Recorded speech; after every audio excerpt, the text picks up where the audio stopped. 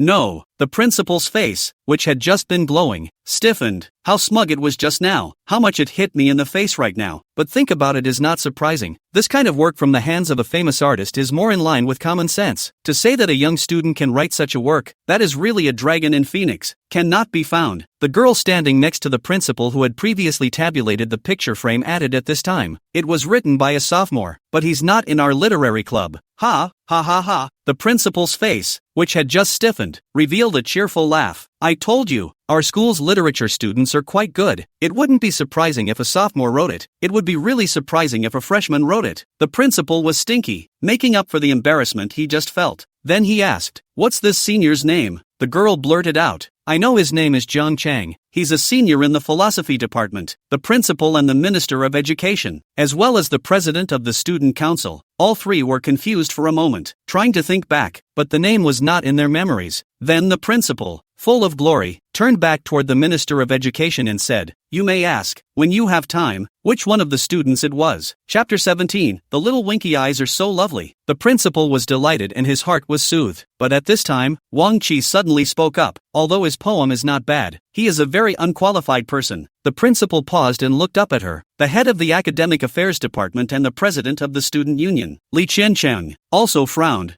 thinking to myself that this student is not suffering from some serious illness. Can't you see that the principal is now very proud and with it? And words of regard and appreciation have been spoken. There are no euphemisms for denigration at this point in time to come forward. It's no better than being in a meeting where your leader says this guy is doing a great job of getting things done and I value it, and you just jump right in and say, he's an ass? Do you still want to give someone a step down? But Wang Qi was just like a little cutie. Like that, he didn't realize the problem, and seeing that everyone's attention was attracted to her, he was instead a little smug in his heart and continued, a group of them hate the rich, spit towards other people's luxury cars and are extremely unqualified. So even if the poem is well written, their character is no good. Once the principal heard this, his heart was clear. The campus ivory tower on the talk of luxury car power. It is not the right atmosphere. Moreover, this one poem is in his hand. How can such poetic talent be a vulgar person with no bottom line? Any worse, he was bound to have a degree of literacy that could never be cultivated by someone who was nasty by nature. Even if it is spitting at a super luxury car, that is bound to happen for a reason. And the readers have the arrogance of the readers. The principal's eyes glared in righteousness. How can you call it unqualified when it's a bookish thing to do? Long Creek Road. A cafe was unusually quiet with soft music playing. This was the place where Li Qinqin and Zhang Cheng had arranged to meet. At that moment, in a corner seat, the two women pulled out their chairs and sat down. Dressed in a standard secretary's outfit and wearing a pair of black framed glasses, Li Qinqian looked exceptionally smart and capable. Underneath was a suit dress with black silk, black patent heels on her feet, and her legs together under the table, slightly angled. It's a good thing that there aren't many people in the cafe at this time. Otherwise this flight attendant's standard sitting posture would have been exceptionally eye-catching. She had booked a private room after arriving here, but considering that a lot of people didn't like to follow the opposite sex into the box to talk about things, as there were quite a few people with ulterior motives who would use this way to blackmail by getting into harassment or molestation. So in order to put Mr.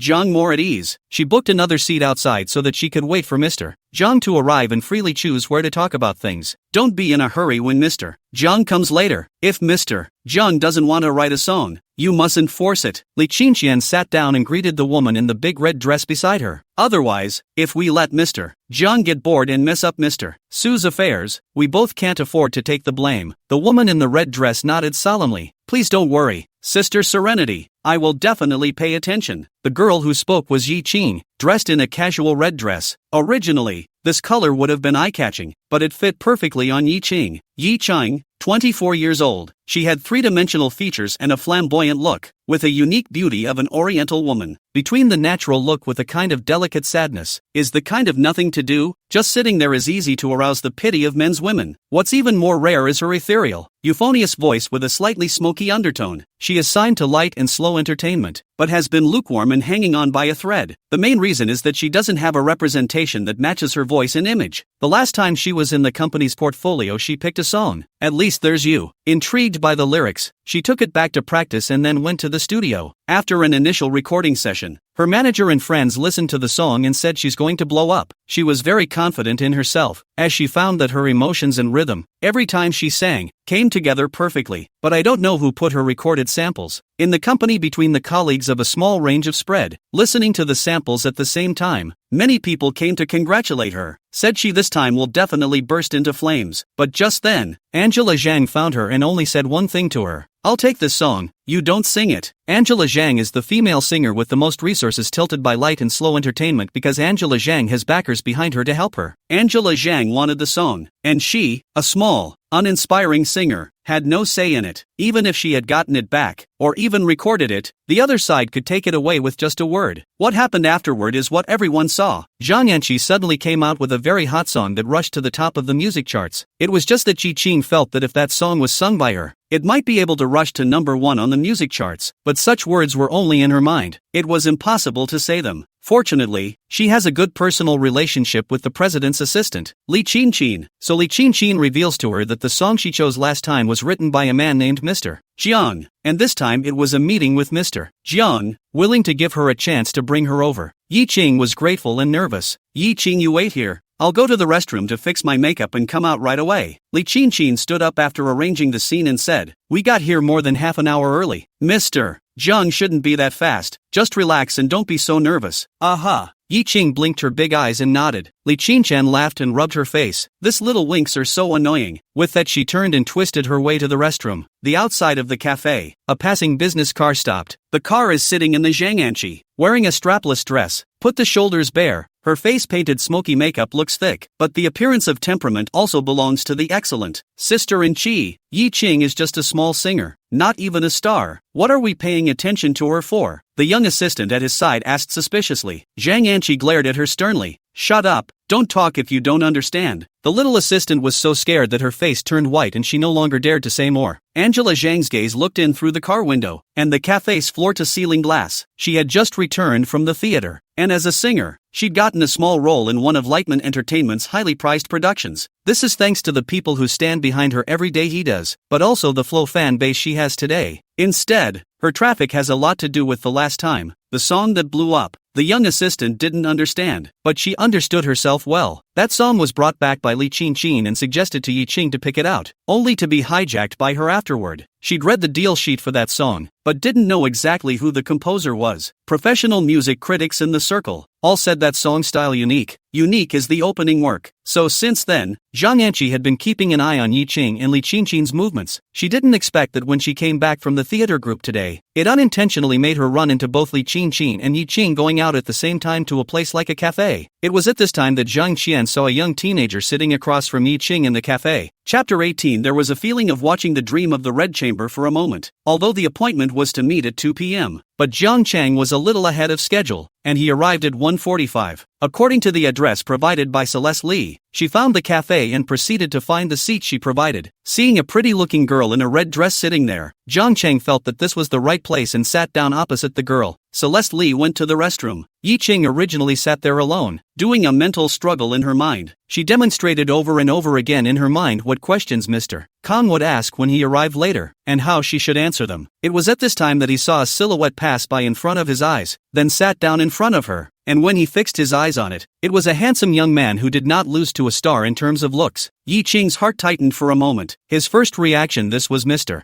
Jiang, but she immediately reacted that the teenager in front of her was too young, and the lyrics and rhymes written by Mr. Jiang carried the sedimentation of age, so it definitely wouldn't be the teenager in front of her. Yi Qing, who reacted with a face of embarrassment, smiled and said, "Sorry sir, this seat is already taken. She subconsciously took the teenager in front of her as someone who had come up to her to strike up a conversation, as it happened from time to time. In fact, at this moment, her heart was very nervous, worrying about the teenager in front of her pestering. In case Mr. Jiang came at this time, it would not be good to make Mr. Jiang unhappy. Jiang Cheng glanced at the table number. That's right, it's me, Mr. Jiang? Li Qingxian's voice came. She had just come out of the restroom and was still wiping the droplets from her hands. Looking up the side, he saw a teenager sitting across from Yi Qing. She had done transactions with Jiang Cheng, so she had read Jiang Cheng's ID information and knew that Jiang Cheng was very young. She came rushing over with her heels clacking. Sorry, Mr. Jiang, for keeping you waiting. Li Qingxian hurriedly pulled open a stool and sat down, saying, Mr. Jiang, we've booked a box inside. Why don't we go inside the box? Jiang Cheng waved his hand. No need, let's get down to business. Okay, Mr. Jiang. Li Qingxian hurriedly agreed. Yi Qing, who was sitting next to her, looked at Jiang Cheng dumbfounded. She was really surprised that Mr. Jiang was so young, and it's a good thing she was aware of Mr. Jiang's talent ahead of time. If one were to meet Mr.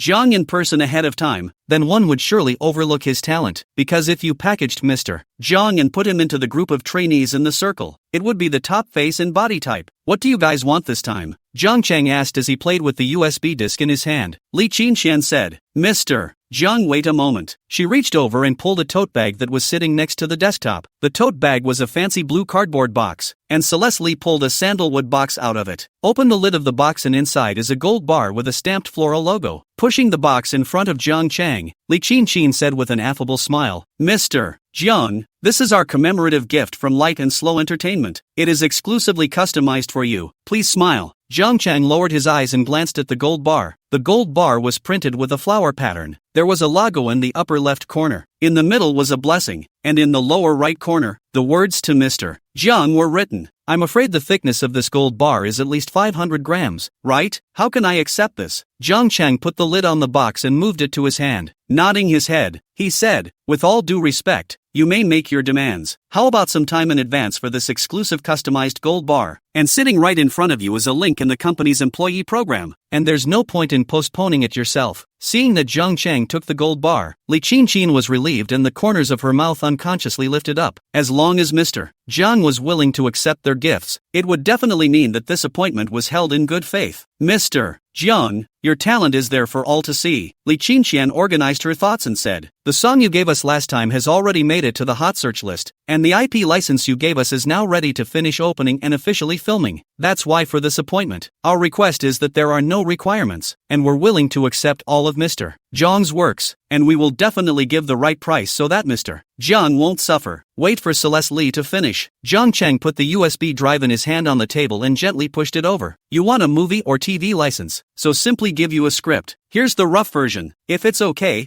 I'll send you the full detailed set. Jiang Cheng actually didn't care about what Li Qingxian said. Even up to now he didn't care which company Li Qingxian was from. He had too many stories and works in his head. As long as the deal met his expectations, he didn't care about anything else. Li Qingxian was stunned for a moment, although she knew that this time she came over to make a deal. When she actually saw Jiang Cheng flinging out this one USB flash drive, her heart still skipped a beat, because the two works Jiang Cheng had given before were just too popular, and the song, which had already been verified by the market, was very popular, and privately he had heard many professionals say that the caliber of that song exceeded the caliber of the singer, Jiang Qian, by too much. It would have accomplished more if it had been sung by someone more suited to it, so the works that flow from Mr. Jiang's hands are highly likely to become classics. As she grabbed the USB drive, her voice also carried an imperceptible tremor. Mr. Jiang, can I ask what kind of movie this is? It was purely her personal curiosity, and she asked subconsciously. The God of Gamblers. God of Gamblers. Li Qingxian muttered and asked, Mr. Jiang, may I ask what the expected price is in your mind? Watch yourselves, Jiang Cheng said indifferently. He himself knew that the value of the God of Gamblers drama, if it was made well, was definitely not comparable to the price of an ordinary script. The odds are that this play is going to make money when it's made, and it's going to make a lot of money, so he didn't have the price necessary and didn't want to Leoneize it. Li Qingxian's heart but sank a little. Not afraid of the other side has requirements. Afraid of the other side said no requirements, then cannot touch the other side wants. Into or out of the achievement will be in a thought. Okay, Mr. Jiang, we will definitely make a solemn assessment. Celeste Li felt the burden weigh heavy. Do you have any other requests? Jiang Cheng asked. Li Qingqian's gaze flicked to Yi Qing. Yi Qing was very understanding at this time and spoke. Mr. Jiang, can you write a song for me? Jiang Cheng's gaze turned to see Yi Qing's big eyes, momentarily confused, with a feeling of watching in a red chamber dream. The other man's voice he had just heard, it was a quality voice, and he kinda liked it. The first thing that popped into his head was a song. Without thinking about it so much, he spoke directly. There's nothing wrong with that. Get a pen and paper. Chapter 19, If a dog doesn't press, how can it press a royal lady? Jiang Cheng directly said to bring a pen and paper. With one sentence, the two of them, Li Qingqin and Yi Cheng, froze, writing on the spot. Two women with four eyes in different flavors. But soon, they reacted. I thought that Jiang Cheng must have prepared in advance. It is impossible to cite him to say that he begged for a song and then directly wrote. There is, Mr. Jiang, wait a moment. Li Qingqian immediately took open her bag and took out her accompanying fountain pen and a cowhide notebook from it. After Jiang Cheng got the pen and book, in order to be more sure of Yi Qing's vocal line, he said, why don't you clear a few lines, or if you have a recorded voice, play it for me to hear? Ha, oh, yes. Yi Qing hurriedly agreed, then cleared her throat and lifted her breath. However, she had only sung 2 lines when Jiang Cheng interrupted her with a wave of his hand. Well, it's a good song. Don't sing it next time. Yi Qing's vocal line he had made sure to grasp. He was right. It did fit that song, but it should be said or not. Yi Qing just sang these lyrics in rhyme. There is a preference for taking a brush and writing hard penmanship, which is very inappropriate, and the bullying is extremely off the mark. Then Jiang Cheng buried his head and wrote in his notebook. Yi Qing sat next to him, looking a little embarrassed, red and full of shame. Li Qingqin was sitting next to her, but she did not notice this detail. She bit her lip and her eyes were dead on the pen in Jiang Cheng's hand, because it was highly likely that this drop of Mr.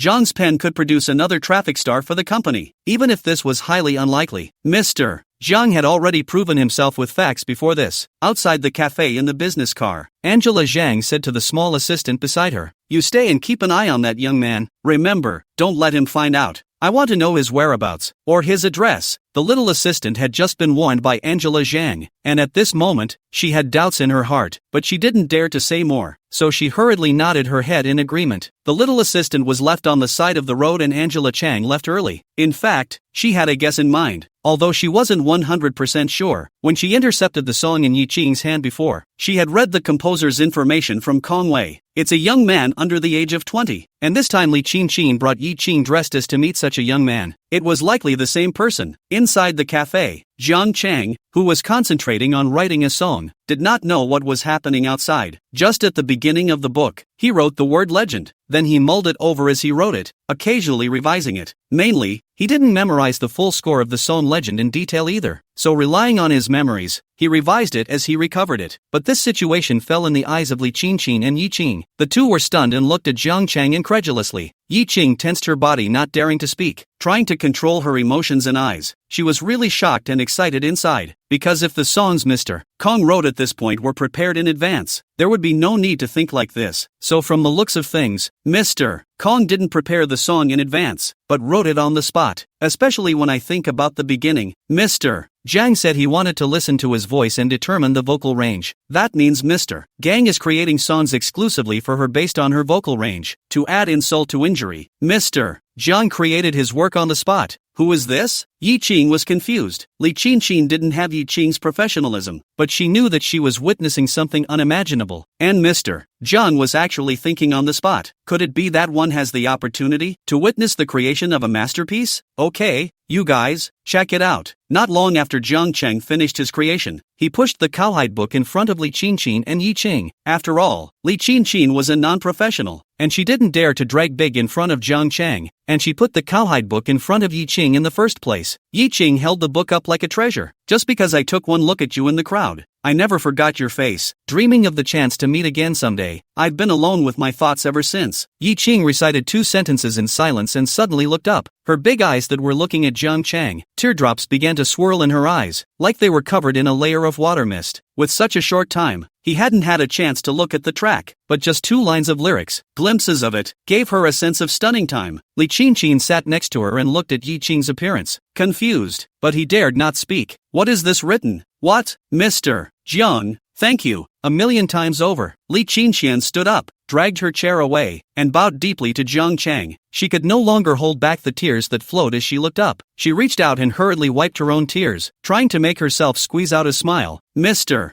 Jiang, sorry, don't mind me. I was too excited. She tried to put on a smile, but the words turned into tears, so he hurriedly covered his face and cast it aside. Jiang Chang leaned back in his chair, playing with a fountain pen in one hand. On the contrary, he was satisfied with Yi Qing's reaction, proving that she was at least knowledgeable. In the case of the song Legend, any singer with little to no name recognition who had the opportunity to claim it as their own and make it their original song would have to cry, and cry not at all. Li Qingqing's heart was in her throat. She knew that her prediction was correct. Mr. Jiang had most likely come up with another classic. Mr. Jiang, how much does this song cost? Li Qingqian asked. Jiang Chang's gaze turned to him. This woman was just delightful, not forgetting to talk about money first thing at any time. Talking about money can be much more reliable than talking about feelings, which Jiang Chang liked. Take the script and go back to review it, and we'll talk about it together when it's ready. Well, thank you, Mr. Jiang. Li Qingqian hurriedly nodded her head with an excited look on her face. Because Mr.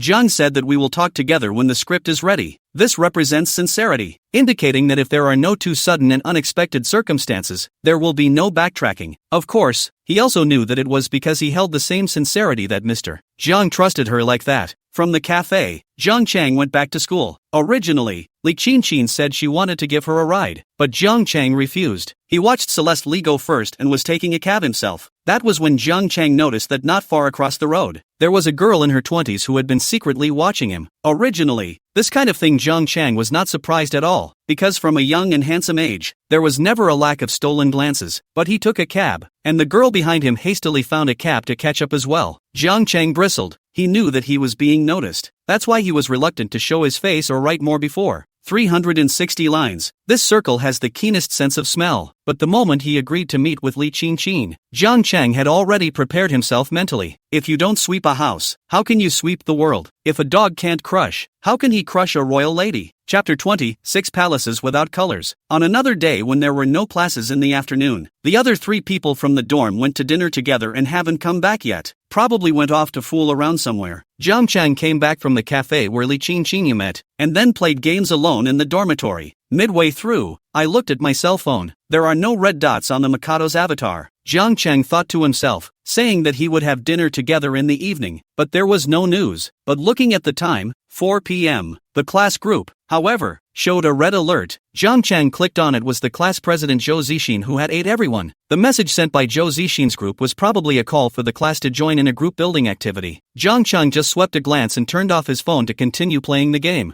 Until nightfall, the other 3 people from the dorm hadn't returned yet, but the cell phone rang. 2 words are displayed on the screen. Royalty. Jiang Chang picked up the phone and the voice of the imperial sister came from inside. I'm sorry to call you at this hour because I had something to do at work. The first thing the imperial sister said on the phone was actually an apology, which surprised Jiang Chang a little, but it was true that from beginning to end until now, there was no sign that the imperial sister meant to tease him. On the contrary, the imperial sister herself almost lost her entire body. But the imperial sister did not complain a single word. But to say that the imperial sister was fond of him and really fell in love with him, that was definitely impossible. Jiang Chang felt that he was not a love brain, and Otom should be even less likely to be a love brain, right? Su Manyao sent Jiang Chang a restaurant address and had already booked a seat. Jiang Chang looked at the name and the location of the restaurant, the riverside of Magic City. This location of the restaurant is not low grade. Jiang Chang went downstairs and took a taxi out of the school. Will the demons go? In the taxi, the driver was glancing at Jiang Chang in the rearview mirror one after another, making Jiang Chang look uncomfortable. It was the driver who finally spoke first. Boy, this restaurant you go to spend a lot of money, right? The driver was enthusiastic, and with such a small space in the car, Jiang Chang couldn't pretend that he didn't hear it, so he casually replied, I don't know about this, it's the first time I'm going. The driver gave a hefty laugh and said, that's right, I've been driving a cab for 6 years, and I've heard my peers discussing this restaurant, but it's still the first time I've ever pulled a customer over there, so I guess the people who usually go to this restaurant drive themselves. This was not picked up by Jiang Chang. After a while the driver said, young capital is good. I was young, there are rich women in my favor, but I'm this person high and mighty is not willing to, and now look back and think is stupid. I threw. The driver's words are so obvious, Jiang Chang can't possibly still not understand what it means. This is to take himself as a gaga? Am I like that? But the figure of an imperial lady with a slim waist and long legs, a white rich woman, comes to mind. Yeah, doesn't that look good? The restaurant is on the river and covers a large area. To the left is the parking lot, but River City gets off at the curb and walks in. Nearing the gate, he saw two people walking over just ahead of him in the direction of the parking lot on his left. Jiang Cheng swept a glance and felt that there was something familiar, but he could not think of it for a while, so he did not care. Entered the restaurant inside. Inside, the light luxury decoration style, dim lighting, light makeup, girls in such a light, all appear to be white, talk and laugh if hidden, just to hide the flaws of the foundation, to show the beads of sparkle. A consultant dressed in Republican style came over to inquire, and Jiang Cheng gave her a reservation number. Follow the consultant to a seat in the hall, where the table was decorated with bright red roses, and a candle stabilized by candlelight, ear surrounded by light music. Jiang Cheng thought, no wonder the driver said that the consumption here is very high. A closer look can also know that the tone of the decor here, as well as the lighting design, are carefully arranged, so that people's mood unconsciously will be able to quiet down. Upon sitting down, he saw two people on the couch in front of him, the same man and woman who had just walked in front of him when he entered. Jiang Cheng then remembered. No wonder that man looked familiar. It was Zhang Jiming who had his arm around Li Siyu of the literary club during the daytime in the book depository. It was just that the woman sitting across from him was no longer Li Siyu. However, because of the seating issue,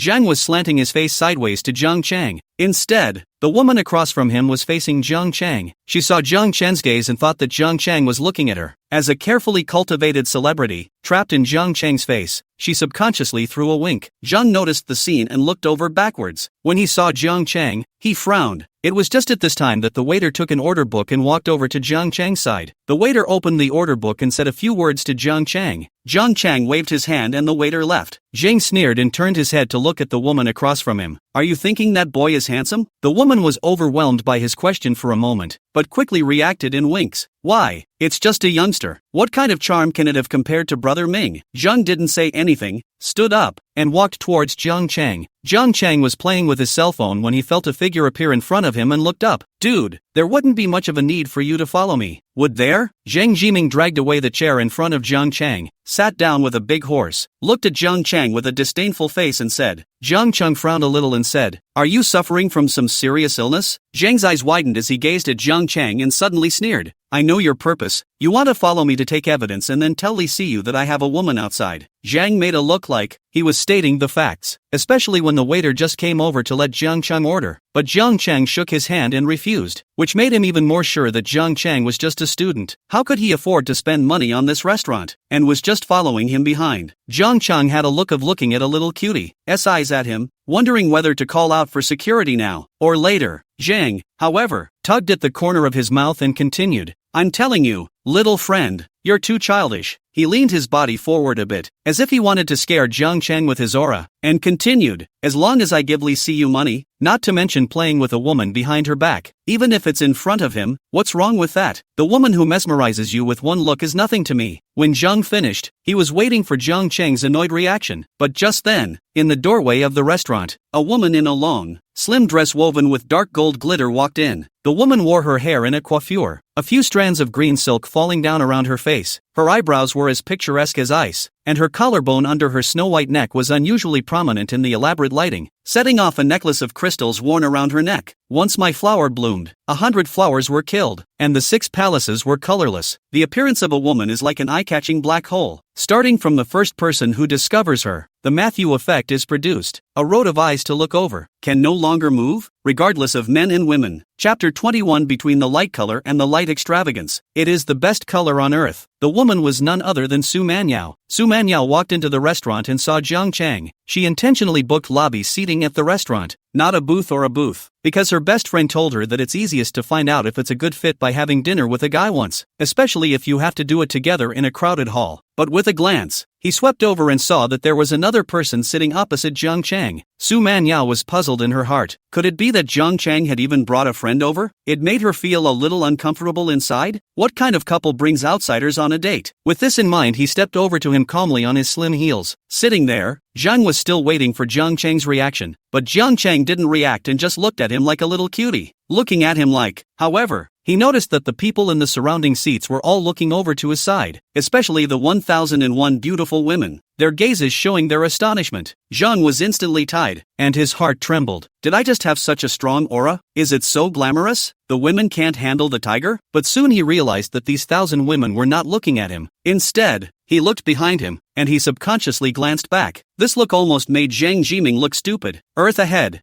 Fairyland behind? Between the light color and the light extravagance, it's the perfect color, not like the earth. Reacting, Zhang stood up in a mischievous manner. Hello beautiful girl, I'm Zhang Jiming, the founder of the Elegant Mile Beauty Group. He flung out, in his first sentence, what he thought would be the most attractive capital. But Su Manyao's gaze did not even look at him as she asked Zhang Chang, is this your friend? Zhang Chang was also stunned by the sudden appearance of this woman. The first few times they met, they did not see the imperial sister dressed up in this elaborate manner. He stood up and walked towards Su Manyao, and without knowing where the courage came from, he reached out and naturally wrapped his arms around the small waist that was in a firm grip. Su Manyao's body stiffened for a moment, her pupils contracted violently, and she looked at Zhang Chang meaningfully, but she did not push Zhang Chang away in the first place. Don't recognize, Zhang Chang said. This place is dirty, let's change location. Su Manyao's right eyebrow raised, the corner of her mouth slightly hooked up to reveal a smile, her gaze softly looking at Zhang Chang. Yes, husband. Then she was just wrapped in Zhang Chang's arms and changed to a seat in front of the floor-to-ceiling glass on the far side of the restaurant. Who is Su Manyao? Not a little girl who doesn't know anything, just a simple sentence that roughly guesses the general situation of the moment. This little man wants to show off. Su Manyao didn't know why she suddenly wanted to cooperate. This way over, Zhang Chang's heart was numb. He had just had a temporary uprising, but he had not expected a divine stroke. The imperial sister is in her arms, soft as if she were boneless, and her warm and elegant fragrance sways the mind. Across the restaurant, only to hate the restaurant is too small, has reached the end of the river. Zhang Chang is not reluctant to let go of the hand to settle down. Of course he knew the imperial was cooperating with him. At this second he felt that the imperial sister wasn't that unearthly, and was actually quite fun. The men in the restaurant were all originally on a date with the girl of their choice, but at this moment, the mood inexplicably hit rock bottom. The flower, it doesn't smell anymore, and the dream, it doesn't want to dream. The object of one's appointment seems ordinary in this moment. Zhang stood there, looking at Zhang Chang in that line of concave convex perfection, the stunning back. His face was a shade of green and white. How smug he had been just now. How oddly his situation was in this moment. When he thought of what he had just said to Zhang Chang, that he didn't care about the woman Zhang Chang dreamed of, he couldn't wait to find a crack in the ground. He had dated more women, and compared to the woman in front of him, she wasn't even a hair's breadth. For a while he had a lot of resentment in his heart, and he wanted to dismantle Zhang Chang, just unintentionally. He swept a glance and saw a reserved black card laying on the seating platform where Zhang Chang had just been. Black card. This restaurant's black card. Zhang Jiming knew that there were no more than 10 in total, and the only one that had a transaction record was sold for $30 million.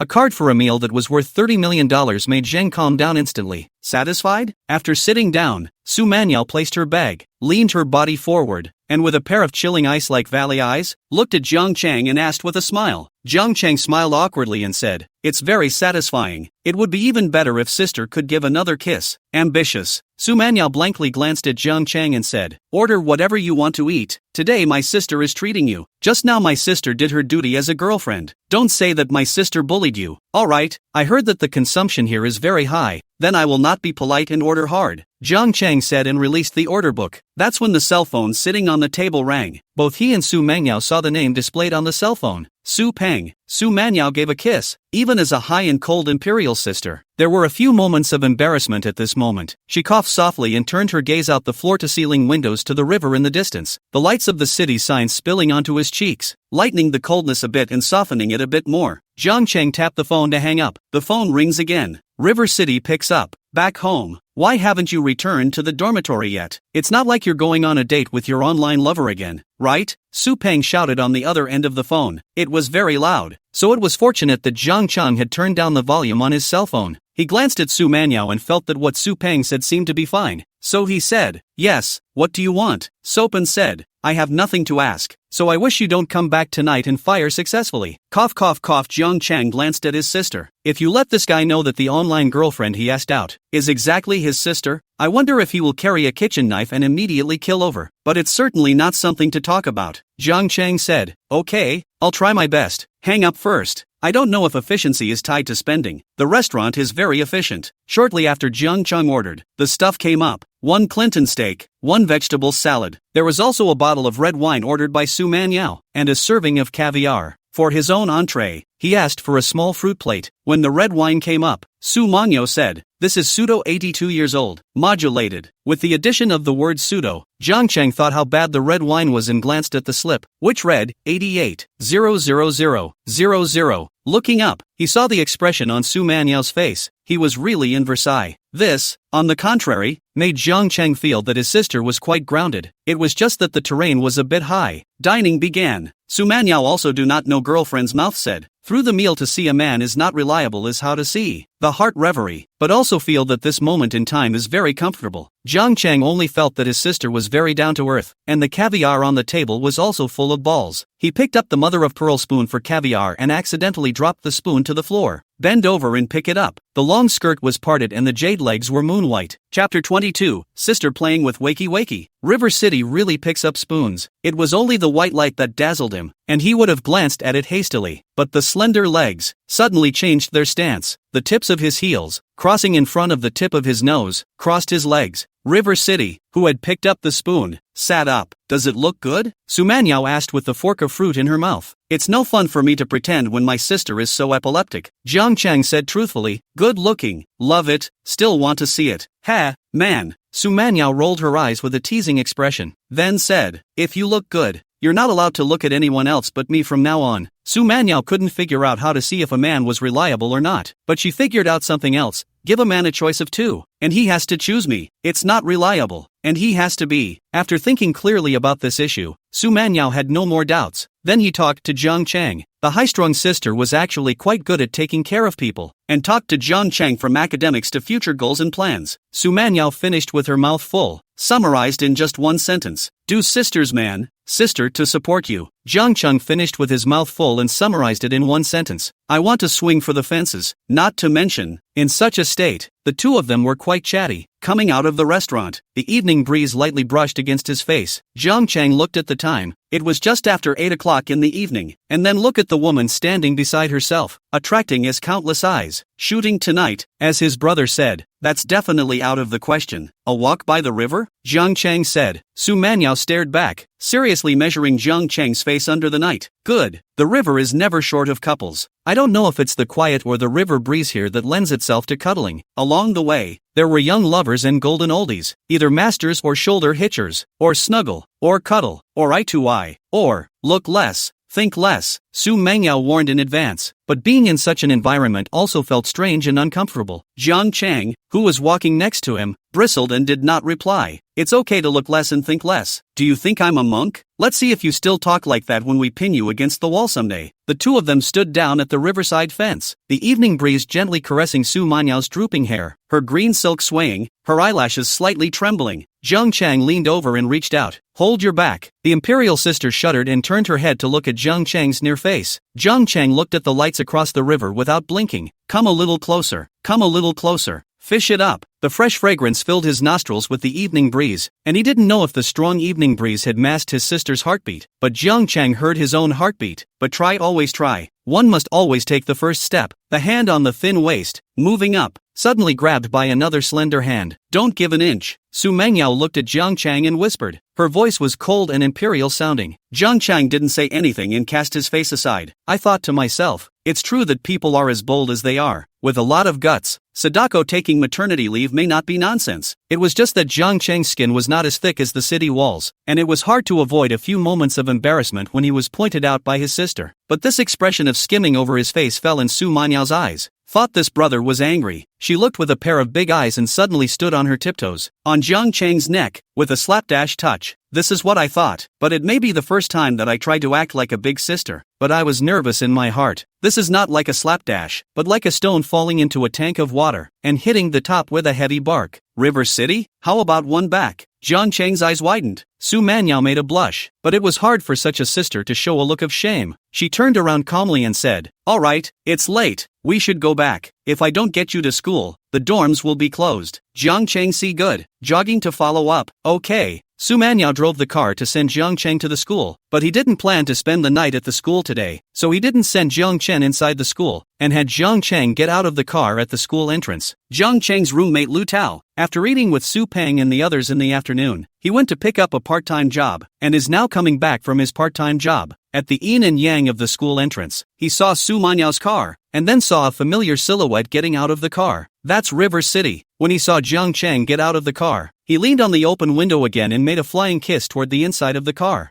Who was in Su Manyao's car? That must be Su Manyao. So who was Jiang Cheng making flying kisses to? That must be Su Manyao. Lu Tao felt the blood in his body rush violently to the top of his head, making his scalp numb and a little dizzy. Old Jiang is so fierce? He took down Su Peng's sister, Professor Su Manyao, the goddess of Magic City? Then he remembered the photo that had hit the forums. Could that man really be Lao Jian? Lu Tao felt that his guess couldn't be wrong anymore. He hadn't thought in this direction before this, but this scene just now, coupled with the physical appearance of the man in the photo, perfectly overlapped in his mind at this point. At that moment, Lu Tao felt a chill on his back, as if he had discovered an overwhelming secret. And supporting characters in dramas who know secrets usually die horribly. I didn't see it. I didn't see it. Lu Tao covered his eyes, and at this time Su Manya said goodbye to Jiang Cheng, but did not care. Is there a Lu Tao watching him? It was already late because of sleep, but there were still some people coming and going at the school entrance, and a lot of gazes were looking at him here. It's a river city that doesn't care. The last time the imperial sister on the hit did not say anything. How can he be petty? What is there to be afraid of? See it, see it. Plus, Su Manya was able to unapologetically send him to the school gate, so he thought that he didn't take this as a taboo of reticence and jealousy. Or maybe it's just this whole hiding thing that my sister plays with, not letting my brother know without worrying about the students at the school gate seeing it. Don't skin it. Su Manyao's high and cold face did not have much expression and glared at Jiang Cheng, but she looked delicate. Jiang Cheng didn't answer, shook his hand and said, "Be safe on the road." Then he turned his head toward the school's entrance and saw a few students who had just seen the scene under the streetlights, staring at him with wide eyes like they had never seen the world before. Jiang Cheng flipped his hair in a very stinky manner, bashful. "Hey, old Jiang, why did you come back tonight?" In the dormitory, Su Peng barfed and was playing a gun game. Seeing Jiang Cheng come back, several times he said with a sideways look, "I thought you took care of it. The whole thing came back so late. Didn't you get any bargains?" His voice was not loud, yelling, and I could tell he was in a good mood. In fact, Su Peng's heart was indeed very comfortable at the moment, because at noon Jiang Cheng said that he had something to go out, and he thought that he must have gone to ask someone out. In order to make sure that Jiang Cheng's appointment was not Su Manyao, he called Su Manyao several times at noon, and he could be 100% sure that Su Manyao did not leave the company, so the doubts he had in his mind, which were not much, were completely dispelled. Just then, the sound of hurried footsteps came from home life. Then the dormitory door was opened again and Lu Tao rushed in. Four Eyes with Jiang Cheng. Chapter 23. I seem to have discovered something remarkable. Lu Tao hurriedly ran in and saw that Jiang Cheng was already standing inside the dormitory. Originally, he saw Jiang Cheng enter the school at the entrance, so he thought to wear a shortcut, one step ahead of Jiang Cheng, and arrive at the dormitory first, so that Jiang Cheng would not suspect that he saw it. But he didn't expect Jiang Cheng to be faster than him. I didn't see anything. Lu Tao's head jerked and he blurted out. Jiang Cheng couldn't figure out what was going on with him and wondered if this guy was irritated because of what happened at noon today. I say, Lu Tao, can you be a little quiet? Su Peng put down the mouse. Done educated, you're so fidgety. How can you do great things, like today at noon? If Lao Jiang hadn't been there, you'd have had to be stomped into a pouncing boy. Lu Tao hadn't slowed down. Oh, I know. His gaze swept back and forth between Su Peng and Jiang Cheng. It's not Lu Tao's fault that this matter is staggering. One is the goddess professor of Mordor University, and the other is his roommate. What's more, the goddess professor's brother is also his roommate. Just thinking about it feels like it's something that's not to be trifled with. Just then, Tang Chi didn't know what kind of wind he had drawn and suddenly shouted, "What are you doing? Scared the hell out of me." Supping stands up and walks over to Dingqi, giving him a pat on the head. Dingqi held his cell phone in his hand and cried, "Goddamn school forum.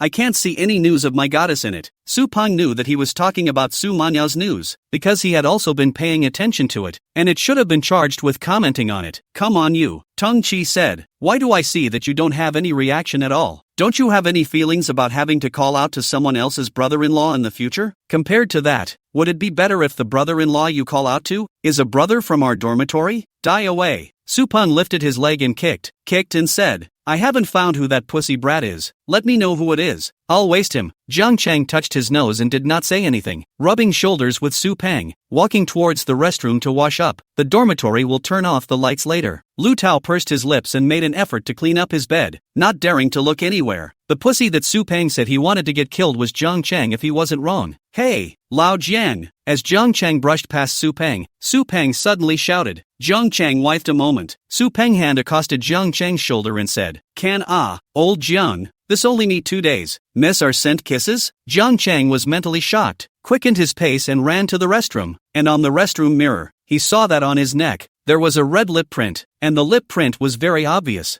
From that form and texture, you can see how sexy it is on its own. This was exactly what Su Man-Yao had left behind when she was at the riverside. Such obvious lip prints. Su Man-Yao herself could definitely see it, but she didn't speak out to remind her. This woman. On purpose, Jiang Cheng hurriedly grabbed a paper towel and dipped it in water to wipe it off. Deng Qi lay on the bed and propped himself up, looking with an envious face at Jiang Cheng, who ran into the restroom. Lu Tao felt his heart beating faster. Had it developed to this point? He sneaked a glance at Su Peng, thinking what would happen if Su Peng knew later, but at this time Su Peng cheerfully, towards the restroom, shouted, "How you are still embarrassed on. Do not blame the brother did not teach you. Tease a woman has to strike while the iron is hot. If I say tonight you should not come back, and then add oil, tonight she slept with, and it is not strange. Ahem, what are you doing? Am I wrong?" Su Peng turned his head to look at Lu Tao, who suddenly coughed violently and asked. Lu Tao quickly shook his hand. No, I choked on my saliva. At the same time, in the office building of Lightman Entertainment, most of the staff had already left work, but there were still some rooms with lights on. In the office of the general manager of the Operations Division 1, Zhang Anqi, who had already changed into a slimming long dress, climbed up from under the desk and threw the paper towel in her hand into the trash can, then twisted around and sat on the lap of the man in the office chair. The man sitting in the office chair was Conway, in his mid-40s, with a big back haircut. It was the earliest group of employees at the beginning of the establishment of Lightman Entertainment, and contributed a lot of resources to the earliest development of Lightman Entertainment. So nowadays, in Lightman Entertainment, it is also considered a pivotal figure. Conway reached out, pinched Zhang Anqi's chin and said with an unfulfilled look on his face, "What's up? What are you begging me for that you're working so hard today?" Zhang Anqi had a coquettish look on her face and reached out to caress Conway's face. "What do you mean by asking you for something before you work hard? Is it possible that people don't usually do enough for you?" Conway laughed and said, "Little vixen, just don't beat a dead horse for me. Tell me, what is it?" Angela Zhang leaned into Conway's shoulder. "Do you remember Yi Qing?" Conway's gaze moved. Of course he remembered that the first time he saw Yi Qing in the company, he had already regarded that woman as a bag. It was just that there was still a sense of arrogance in that woman right now. It was not the time to close the net. "You say," Angela Chang continued, "last time I cut a song from her that caught fire, and this time she found that songwriter to write a song for her, and I still want it." Conway smoothly scratched his hand into his skirt being held down by Angela Chang and snapped, "That's not what I said. I said I wanted the song. If you want it, just go to her and bring it," Conway said indifferently. Angela Zhang said, "No, I've already checked this afternoon, and no deal for that song has appeared in the music library yet." Conway said, "Then there's no hurry, but when she sings, you'll find him again to take it is the same. If she dares to say half a word, you tell me." "Yes." Angela Chang looked up to give Conway a light touch on the face, which was exactly what she wanted. Wrapping her arms around Conway's neck, she continued, "Can you find the songwriter behind this and have him write songs for me in the future?" The corner of Conway's mouth revealed a cold smile. It wasn't that he hadn't searched for this composer, but because it was a separate contact with Li Qin, the information was covered tightly by Li Qin. "No need," Conway said. "As long as he pops his head in the company, he can't get away unless he stays behind and doesn't show up." Having achieved her goal, Angela Zhang stayed in Conway's office for a while and then left, only to go out and go to the restroom, where she frantically dry-heaved in front of the sink, raising her head to look at her tearful self in the mirror. Angela Zhang sighed. She used to have her own musical dreams, but after she actually got into the scene, she realized that her dreams weren't worth, until Conway finds her and says he's willing to give her a chance. In Conway's office, he poured himself a glass of red wine and stood with it in front of the floor-to-ceiling windows, looking at the magic city at night. He knew that Yi Qing's voice and body type and face value conditions were good, but so what? He didn't want this woman to get ahead, and she never would, just like Angela Chang back in the day. Let her despair first, then give her hope, and naturally she will be honest and obedient. Chapter 24. Good behavior can be rewarded with a fragrant kiss. Are you guys in for the reunion the day after tomorrow? Jiang Chang had already packed up in the dormitory and laid down on the bed. I was in a bit of a good mood today and inexplicably hummed a couple lines of Once Upon a Time. The thought crossed my mind, why don't we write the song sometime, so that you can still play it out and listen to it once in a while? I'm asking you guys, will you participate in the group building activity the day after tomorrow? Su Peng raised his voice again and repeated. Only then did Jiang Chang notice what he was saying. Then came Deng Qi's voice. Isn't this waiting for you to make up your mind? Su Peng asked again. Lao Jiang, can you participate or not? Group building activity? Jiang Chang remembered that in the afternoon. He saw the class president in the class group.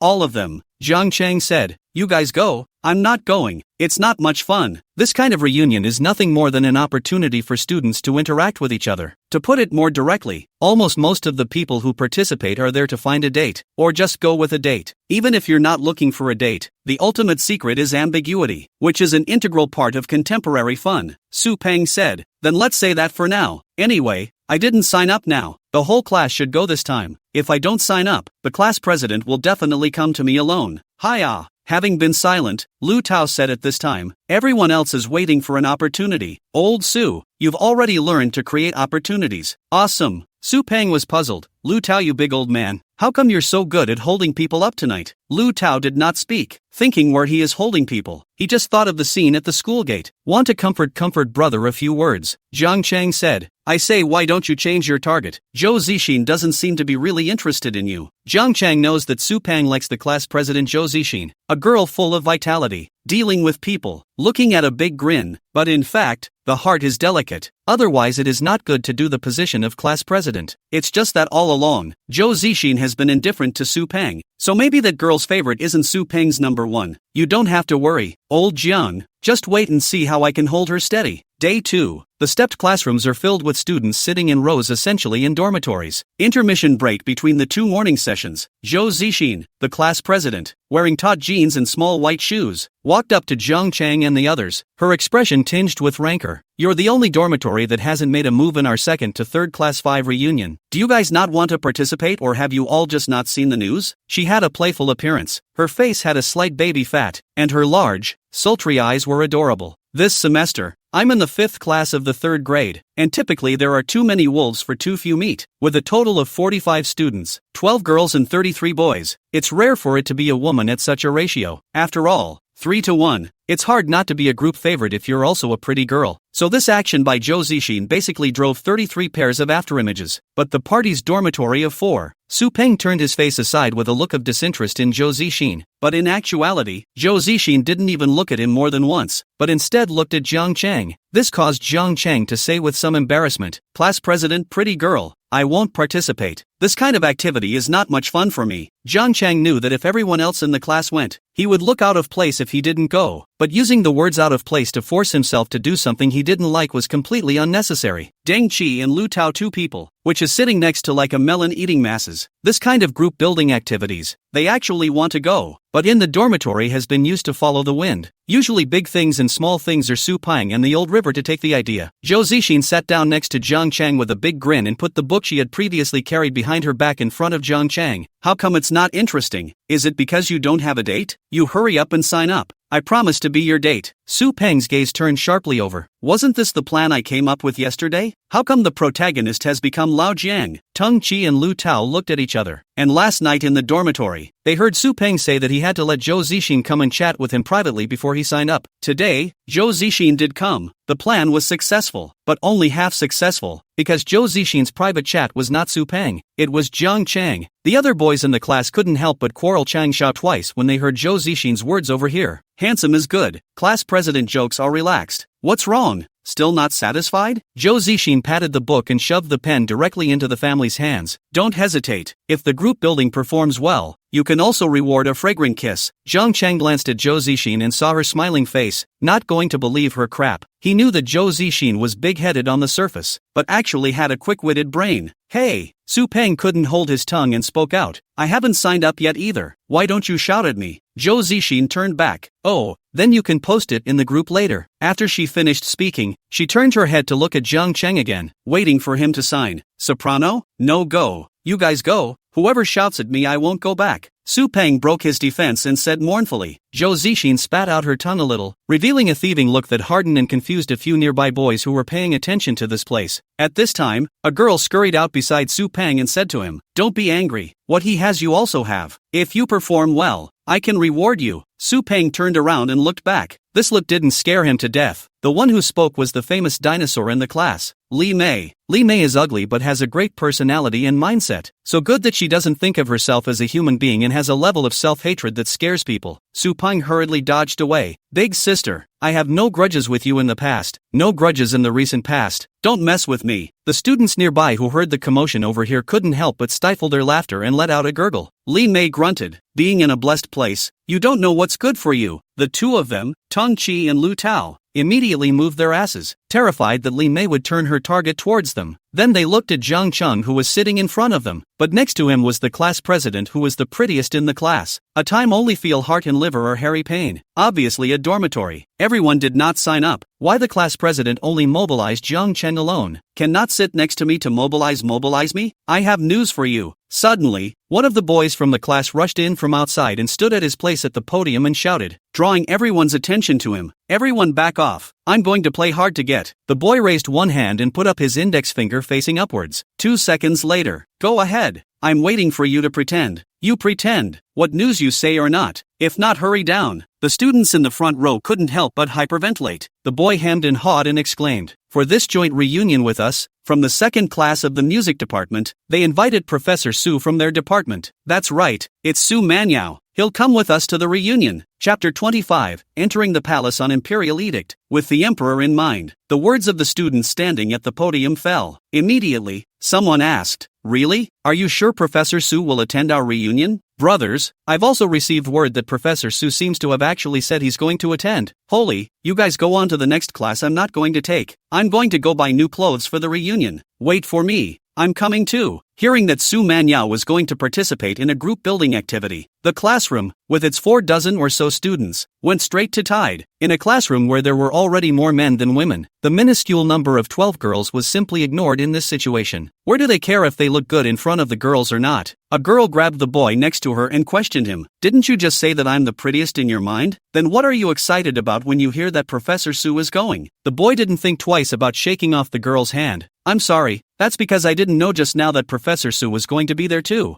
You puffer boy. I wish you a lifetime of not finding a girlfriend. Zhang Cheng sat there looking at the excited students in the class, and was puzzled in his heart. It was logical that a woman like Su Manyao should be like him, and would not like this kind of activity. It was as if, at this point, although the classroom full of students was excited, most of them were really just following the buzz and enjoying the sense of atmosphere, where you actually hear that a particular person is coming along and you can't get excited. It's not that dramatic. Su Pang, who was just sighing and complaining, couldn't find his sister to verify the truth of the matter at this moment, and stood up and said loudly, Lao Jiang, hurry up and sign up, as well as Lu Tao, Dang Qi, all of them together. Let's go together. Originally, he wanted to squirm a bit, but now that he heard that his sister was going to go, and then looked at the excited looks of the classroom full of livestock, Su Pang couldn't pretend anymore. Zhang Cheng said, good. He picked up a pen and signed his name on the book Zhou Zixin handed in front of him. Zhou Zixin? Soprano? Didn't you say you weren't going? Su Pang asked. Zhang Cheng said, didn't you say for us all to go together? Su Pang looked at Zhang Cheng oddly. From last night to today, you said you weren't going, and as soon as you heard that my sister was going, you signed up right away? Lu Tao sat next to Ting Chi and held his tongue at the sight of the scene, not daring to speak. Can he say that Zhang Cheng has probably been screwing Prof? Su, of course you can't say. It was because of the reason that the news that Su Manyao was also going to participate in the group building activities sat in the background. So, this joint fellowship event between the two classes really did have full enrollment. The time was set for the following afternoon, leaving after the course. Before you know it, it will be the day of the reunion. No, you two are dressed so tight. Do you think you'll get a date this time? In Zhang Cheng's dormitory, Su Pang looked at the two of them, Dang Qi and Lu Tao, and frowned in dislike. Tong Qi stood in front of the mirror, pinching his orchid fingers to organize his hairstyle. Goddess Su is also going. I have to give my goddess a good impression, right? Female your ass. How many times have I told you? That's my sister. All right.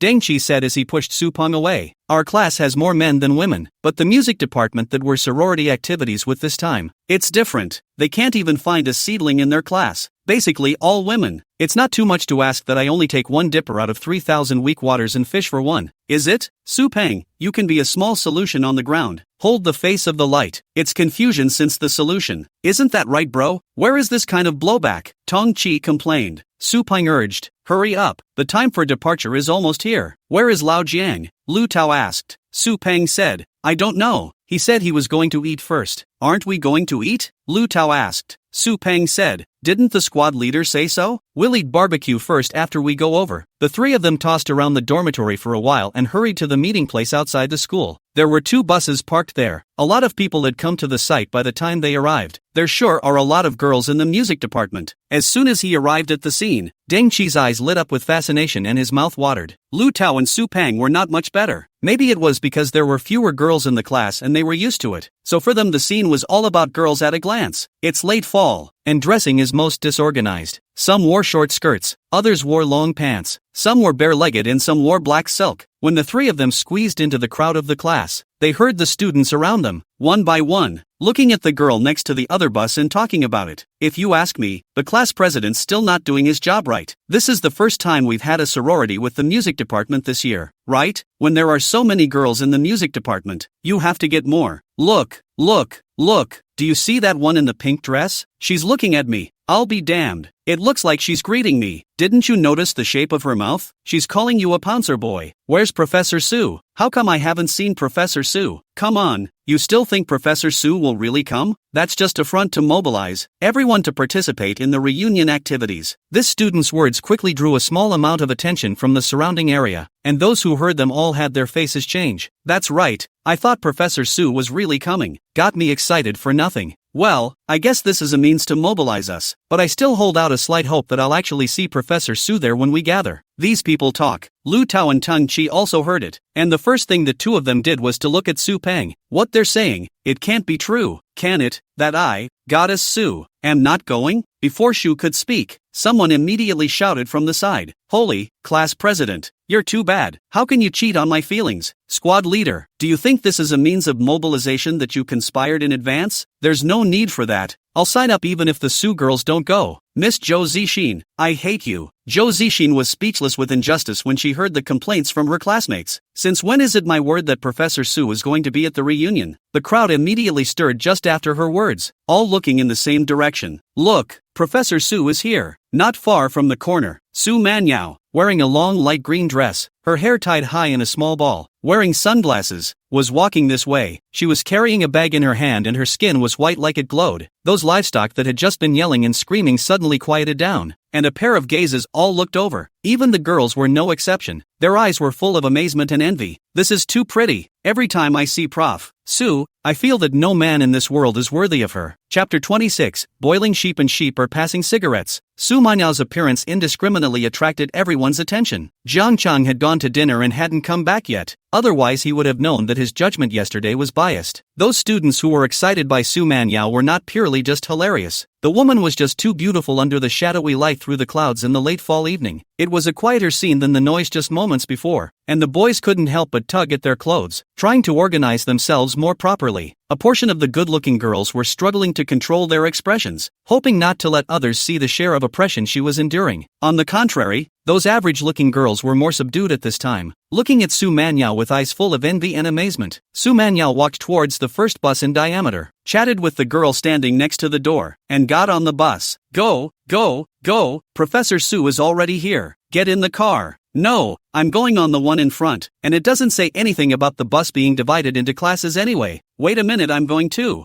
I want to ride on the same bus as Professor Su. Too. Who was it that just said Professor Su wouldn't come? Isn't that ing scary? The students who had just stood below were now flocking to the car, but more people were crowding towards the first bus, because Su Manyao was sitting on that bus. The counselor for Class 5, a man in his 30s, stood under the second bus, his eyes occasionally glancing at the first bus. He was tempted to go over and sit on that one, too, but was ultimately embarrassed. Instead, he saw the music class counselor outside the first car, standing there with a glorified look on his face, as if he'd picked up a treasure. Surprisingly, he developed a hint of envy. And the first car next to the music department class counselor Lu Hanju, he did not rush to get on the car, because too many people to this side of the crowd. The music department class president of the second class is a girl, at this time blocking the door of the car, petulant voice shouting, "Everybody hold your horses. There's still room in the car over there. Full up, no more on this side." Fortunately, this situation didn't last long, because Su Manyao was sitting in the first row of seats after getting on the bus, so the students who were squeezing in the doorway of the bus could be seen by Su Manyao, and for a while they were too embarrassed to continue squeezing. So, the picture suddenly reversed. The first bus, which had just been swarming with people, saw its popularity drop drastically, and most of the people went to the second bus, instead leaving the first bus with a lot of empty seats. Su Manyao wearing sunglasses sitting in the first row of seats on the car. Next to her is an empty seat. So far no one sat over. The main thing is that most of the boys do not dare to become the head bird of the rusher. The girls on the contrary, do not want to. After all, today's outing are well dressed, do not want to be compared to others. Counselor Lu Hanju got on the bus with a few bottles of water in his hand, and he glanced at the seat next to Su Manyao. He wanted to sit over there, but now was not the time. The class president was still down there greeting the students going and coming to the bus. He thought in his heart that after everyone got on the bus later, the seat next to Su Manyao would definitely still be empty. At that time he would be the last one to naturally sit over there, and there would definitely be no problem. Does Professor Su drink water? Lu Hanju took out a bottle of water from the bag and dripped it in front of Su Manyao. Su Manyao directly shook her hand and politely responded, "No, thank you." Okay. Lu Hanju touched the wall, but was not discouraged, said with a smile on his face, "Then I'll put the water here first. Teacher Su will take it herself if she's thirsty, and I'll go down to see the students who haven't gotten on the bus yet," he said and put the water down, turned around and got out of the car. Mainly because if he didn't get out of the car, it wouldn't be a solution for him to just stand there in front of Su Manyao's eyes like this. "Why don't you go down first, and wait to come up and sit directly next to Shuma's waist?" At this time Jiang Cheng came from around the corner. It was obvious that he had eaten a lot and was still wiping his mouth. Jiang Cheng walked over and saw 2 buses parked. He walked and surveyed them. The class president of the second class of the music department, seeing Jiang Cheng's appearance, cried out in a delicate voice, "Classmate, you're in the 5th class, aren't you? Quickly get on one of the cars over here. It's not full yet, just blocked the door." This moment left quite a few empty seats instead. "Okay, Lu." Jiang Cheng didn't think too much and directly got on the car. What's the point of hesitating when you're greeted by a human lady? When I got in the car and looked for a seat, I caught a glimpse of the woman sitting in the first row. So white, the temperament is so cold, the legs are straight and long. What are you looking at? Don't you recognize it when you put on the sunglasses? Su Manyao's fingers that were doing transparent bright-colored manicure hooked the sunglasses down slightly a bit and looked at Jiang Cheng and said, "Wow, so it's got a Su. Then I will sit here." Jiang Cheng smiled and sat next to Su Manyao with a single butt. Of course he recognized Su Manyao at first glance, but eye gaze is the basic respect for a beautiful woman. Su Manyao glanced at the older boy beside her and didn't say much, but the rest of the music department in the car, including a handful of Jiang Cheng's classmates, suddenly regretted the scene more than they were heartbroken over their lost love. Is it so easy to sit next to Prof? So, can you still talk to Prof? Su like this? So Prof, Su can make jokes too? They were stunned at what Jiang Cheng had just called them. After all, the so-called goddess Su was what everyone called her in private. Who would dare to molest Professor Su to his face with such a title? Professor Su's natural ice-cold temperament made them unable to say such words no matter what. And at this time sitting next to Su Manyao, Jiang Cheng, in his heart, he did not think so much. A name is just a name. How can it be considered as molesting Professor Su? If that could be considered molestation, then what was last night at the river? Climbing up the thin waist? He just thought that the perfume on Su Manyao today smelled good. Not cool enough, not warm enough, just right for this late fall season. At this time the people of the 2 classes had almost all arrived. Originally it was to gather below for roll call, but because of Su Manyao's appearance driving and disrupting the plan, now it could only be roll call in the class group. Then the class president of the music department got on the bus. A tall and good-looking girl shook the cell phone in her hand and said, "Class, everyone's here. We're leaving. Depart. Punch it, punch it. I'm looking forward to the barbecue party tonight." Regardless of the willingness or unwillingness to go when signing up, everyone was still in a good mood when it was time to actually go. "Wait, I'm coming." Lu Hanju had been waiting not far below the car. He just wanted to wait for everyone to get on the car before he got on, and naturally sat next to Su Manyao. But a car Lu Hanju dumbfounded. Su Manyao next to the seat. At this time has sat a young man he did not recognize. "What's wrong, teacher?" Jiang Cheng asked uncertainly as he watched the man on this bus staring at him. "No, nothing. Lu Hanju's heart grew cold, and for a moment he was a bit at a loss. Jiang Cheng couldn't figure out what was going on with him, and with a glance of his eyes, he saw a few bottles of water on the ticket counter next to him, like the spare ones on the car were placed there. Jiang Cheng casually took 2 bottles over and shoved one of them directly onto Su Manyao's thigh. "Drink water." "Thanks, I want ice," Su Manyao said as she picked up the mineral water that was placed on her thigh. Jiang Cheng paused for a moment. "Let's just drink it first and get off the bus." "Good," Su Manyao said. "Professor Su, I'll get it for you." Lu Hanju immediately picked up. "Jiang Cheng, thank you." Lu Hanju? Chapter 27. If you are a brother, of course you should respect your brother's wishes. Lu Hanju confused. I'm talking about getting water for Prof. So, what are you thanking me for? How come the whole thing looks like you're with Prof? So shameless? In this second, Lu Hanju thought a lot in his mind. But when he saw Jiang Chang and Su Manyao, who was wearing sunglasses, both pairs of eyes were looking at him blearily. Lu Hanju, heart again not happy, cannot help. Can only be snappy, get off? Since it was almost time to drive, he jogged toward the store. Su Manyao cancelled her sunglasses and leisurely glanced at the older boy sitting beside her. Jiang Chang spread his hands, stating that he was the one who wanted to go. It was none of my business. Su Manyao rolled her eyes, revealing a smile of "you're dead," and looked out the window, leaving Jiang Chang with a back of the head. Lu Hanju bought the ice water back just as the roll call was finished to send the bus. He looked at that seat of Jiang Chang sitting beside Su Manyao.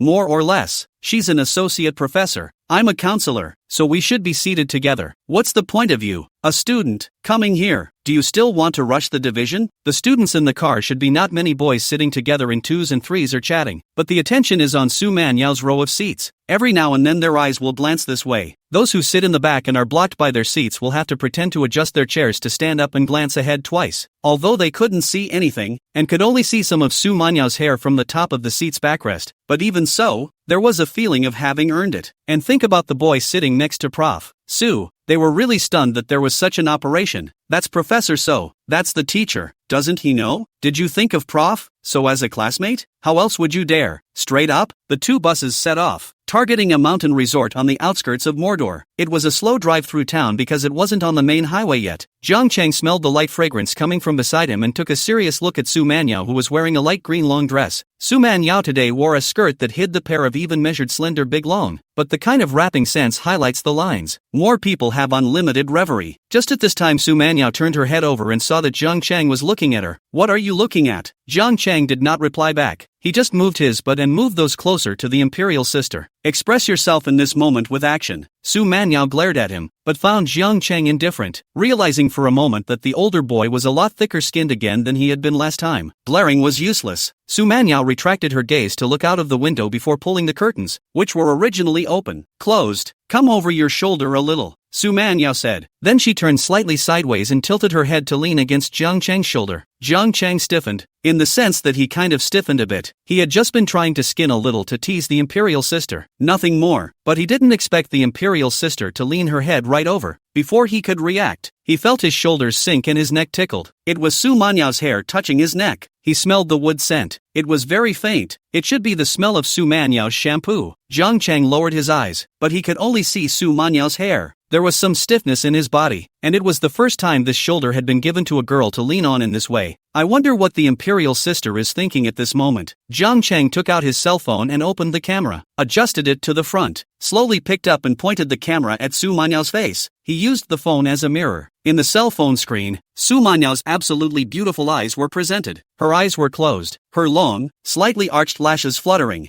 I don't know if she noticed that Jiang Chang was looking at her with her cell phone. The high and cold imperial sister didn't open her eyes but put the sunglasses she had just removed back on. This time Jiang Chang was even more unsure if the imperial sister would find out that he was secretly filming with his cell phone, so he put it away. The shoulders shifted, finding a comfortable position for Su Manyao's little head. Jiang Chang himself relaxed, and it was only then that it occurred to him that perhaps this was the imperial sister's counterattack. Jiang Chang thought to himself, it's just that you're asleep right now, or else I'd have to reach out and take you in my arms to sleep. Let's see who has the more offensive counterattack. Some of the students sitting in the few seats in the row in front of them were peeking at him and Su Manyao with shocked faces. Jiang Chang was very stinky and chose to ignore it. Your professor was tired and leaned over on his own. What does it have to do with me? Actually, how could Su Manyao fall asleep so quickly? She was spoken to by Jiang Chang. This was her counterattack. Didn't my brother want to get over here? That sister is now leaning directly on you. Can brother be stabilized? But only just after leaning up for a short while, Su Manyao heard Jiang Chang's accelerated heartbeat. An involuntary smile played at the corners of her mouth. I see that my brother is also holding out. But Su Manyao was also really tired. Last night when she went back, the image of being by the river kept flashing in her mind. All night long it felt like a hand was climbing around my waist. Didn't sleep well all night. Coupled with the fact that the company had recently hit a bottleneck and there was a lot of competition for business. It wasn't that there was anything wrong with her company per se, but that the competition was really strong this time around. Su Manyao had been busy for a long time, and yesterday she saw that a class president of the music department of Magic City University sent her a message inviting her to participate in a group building activity. She herself had some intention of relaxing with these much younger students, but ultimately declined. With her personality the way it is, she more or less feels disconnected with these students. but I overlooked the class president's circle of friends, and the group building activity was jointly organized with the philosophy department's 2nd-3rd class. 5th class. Her brother was the philosophy department's 2nd-3rd class, class 5, and Jiang Chang was his brother's classmate. So Jiang Chang would also go to this group building activity? So here she is. Wanted to see what else she didn't know about this. The older boy who had dared to lay hands on her at the river. In a bus behind the bus Su Man Yao was sitting in. Philosophy students predominate here. Su Peng and Deng Qi and Lu Tao were then in this car. Deng Qi and Su Peng sat in one row, and Lu Tao sat in Guada's other seat. Did you just see that the 3rd and 4th rows on the left are all music department girls? Let's just say that these few have already killed most of the girls in our class. The music department is so lucky. Lu Tao pushed Su Peng's shoulder and whispered. Su Peng said, our class will have to. There are not many girls in total, but I'm very dedicated. Only like the class president Zhou Zixin. Teng Qi interjected at this time. Do we really not care about Lao Jian? Should we tell the squad leader that Lao Jian didn't actually get on the bus? Jiang Chang was the latest to get on the car. So the three of them now didn't know that Jiang Chang was actually already in the car in front of them and had already straddled the imperial sister. Thought Jiang Chang didn't show up. Just false reports in the group. When Su Peng heard Teng Qi's words, he hurriedly interrupted him and said, no need. Lao Jiang has always said that he doesn't want to go. If we are brothers, we can't betray Lao Jiang at this time. If he doesn't want to go, we as brothers should respect him. In fact, in his heart, he thought, it's a good thing Lao Jiang isn't going, or else he'd have to carry a heart. Chapter 28.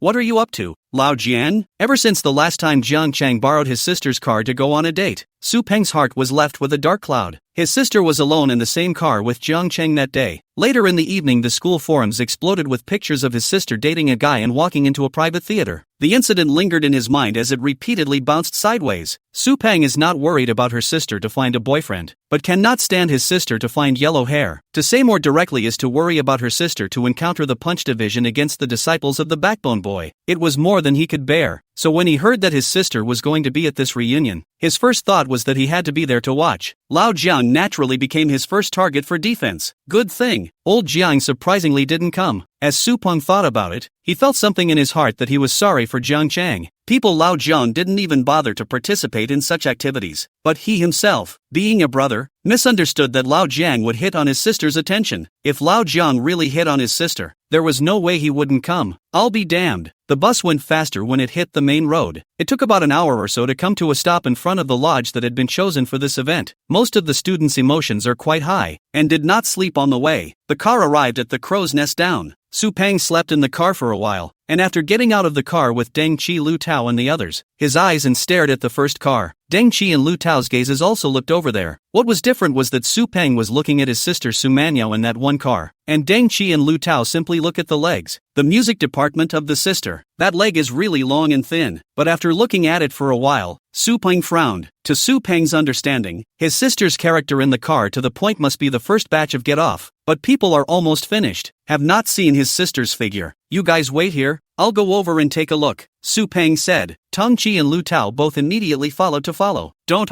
let's go together. You don't eat alone. I see my sister. I'll watch too. Get out. On the first bus, Su Manyao really fell asleep, leaning on Jiang Chang's shoulder, the high and cold imperial sister, at this time well behaved like a kitten. Perhaps it is uncomfortable to sleep in the car, or perhaps it is too peaceful to sleep. From time to time, twisting her waist to adjust her position. Seeing that the car had arrived, the students got off the car. The imperial sister had not woken up yet. Jiang Chang saw that she must be tired and could not bear to disturb. Well, truth be told, since they were sitting closest to the door of the car, all the people getting off the car could see them. From the eyes of these students, Jiang Chang saw surprise and bewilderment. So much for him not moving. Look at it. Y'all. Sort of a notice for you guys. This is my hardworking online girlfriend, and now that you've seen it all, lean on my shoulder and don't get any ideas. In fact, it was the emboldened Jiang Chun who dared to think so. For those boys in the music department to get ideas? Hitting on Prof. So, I'm afraid I'm not awake and I'm sleepwalking, right? It's a treat to see more, isn't it? So when they got out of the car and saw Professor Su leaning on a boy's shoulder, there was more than a little bewilderment in their eyes. What is it? That would be from another class, right? The Big Dipper? There were about 40 people on a bus. All of them were almost down. Jiang Chang did not give an inch, and intended to wake up Su Manyao, but just then, a head poked through the front door. Soprano. 4 eyes. Su Peng sucked in a sharp breath. He really wanted to rush up, but saw the students in the next book. This gaze looked at him strangely. Su Peng instantly calmed down. If he rushed up at this point and let the people next to him watch the show, various versions of rumors against his sister would surely be spread. Su Peng, who figured out this problem, his face instantly showed a smile, and said very friendly to Jiang Chang, "Old Jiang quickly shouted my sister off. See how tired she is? Luckily you leaned in to let her sleep a little." The student who got off the bus next to him looked at Su Peng, then at Su Manyao and Jiang Chang, and always felt that something was wrong. But looking at it again like there's actually nothing going on. It's Prof. So's brother. Entrusting his friend to take care of his sister, Jiang Chang's scalp was numb for a moment. Just now only focused on getting high.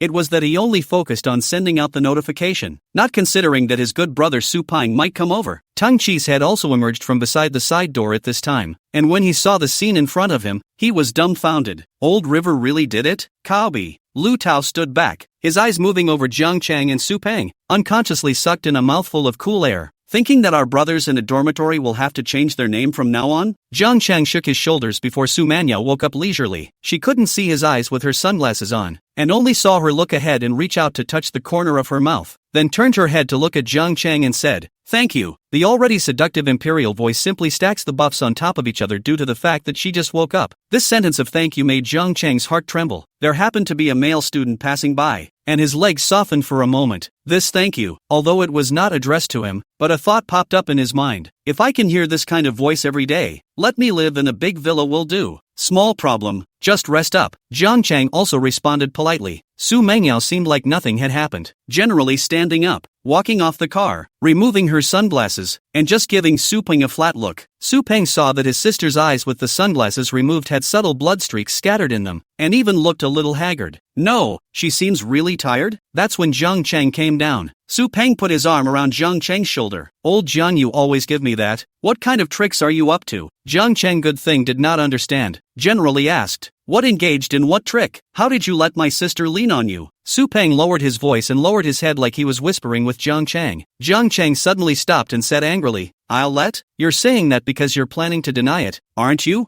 Jiang Chang was wicked. Su Peng was confused and froze for a moment and asked, "What account do I recognize?" "Your sister." Jiang Chang grabbed Su Peng and said, "Don't say that you don't recognize your sister. Not a few minutes after getting on the bus, your sister said she wanted to sleep, and wanted me to give her my shoulder to lean on, which made my shoulder sore, and I didn't even move a bit, and this was all because of your face, and you're not recognizing it now? Soprano? No, Su Peng found the moment a bit of a blur in the handwriting. Jiang Chang, however, waved away his hand and said angrily, "Being a brother, you are actually such a person. Don't shout at me if something happens in the future." Jiang Chang finished and left, Su Peng mortar and pestle in place. After 2 seconds hurriedly chased after him and shouted, "Old Jiang, you wait." As he took Jiang Chang's hand, he said, recognize. I recognize. I didn't disown it. Go back and buy you a late night massage. Is that okay? 3. Okay, Santon, don't be mad. I just didn't react. It's not like I really don't recognize it. Chapter 29. Don't worry if you're a brother. I'll take care of it for you, sister. This maneuver confused the unsuspecting Deng Qi. What the hell? What just happened? I saw Jiang Chang put his arm around Su Manyao, a high cool imperial lady, and then Su Manyao's brother apologized to Jiang Chang? I wouldn't dream of it, but the old family really did it. He thought Su Peng would be furious. After all, a brother turned into a brother-in-law. Tang Chi had even begun to think in his mind about how he was going to persuade the fight later, but I didn't expect it. When Jiang Chang got off the bus, Su Peng did not freak out. Instead, Jiang Chang freaked out, and Su Peng was still apologizing to Jiang Chang. The same compulsory education. How come Lao Jiang is such a bully? If that's okay, what happens if I put my arms around you? The thought popped up and Deng Qi had his answer. It would die. Lu Tao also looked confused. What kind of operation is this? But looking at Su Manyao again, she seemed to be fine with nothing, and even stretched her waist, confusing the boys who noticed this scene. The counselor of that class in the music department was arranging work with the class president, but his eyes glanced from time to time to Su Manyao, who was being surrounded by a few girls and chatting. A pang of pain shot through his heart. In the past, he actually didn't dare to have any unorthodox thoughts, but this time Su Manyao actually agreed to participate in the group building with the students, which gave him a hint of an idea. In fact, it was more of just wanting to make Su Manyao have a hint of attention towards him. But just now, he actually saw a goddess like Su Manyao sleeping on the shoulder of a male student. He regretted to death, and in his heart he thought over and over again, if I had been a little more daring at first and sat in that position, would Su Manyao have leaned on my shoulder when she was tired and wanted to sleep? I'll be damned. Why didn't I have the guts to be bigger then? After the roll call was taken for all to arrive, they walked into the lodge together. By this time the sky was darkening. Su Manya was wearing a light green dress, like a beautiful landscape under the dark twilight. She walked ahead, chatting with a couple of girls from the music department. In fact, Su Manya walked very slowly, but those boys who wanted to look at her twice more could only walk even slower than her and follow her in order to look unobtrusive while looking at her. A group of people entered the lodge and were greeted by someone inside who led them to the barbecue place. It's an open space with bricked-in outdoor barbecue stoves. Well, we'll be barbecuing here tonight. Students, you can find your own seats first, and also the grass is clean over there, so we can go over there after the barbecue. The class president of the music department, a very tall girl, shouted Alpine. Ooh-hoo, I'm making this cooktop. Come here, we'll do this side. This side of the stove seems a little cleaner. Dormitory 502 and building 3, come over here. We want this one. I didn't eat on the way here. I'm starving. I'm hungry too. Finally a barbecue. After an hour or so of traveling, we finally arrived at the location and everyone was excited to start picking out the cooktop they wanted. I'm also hungry and waiting for the barbecue.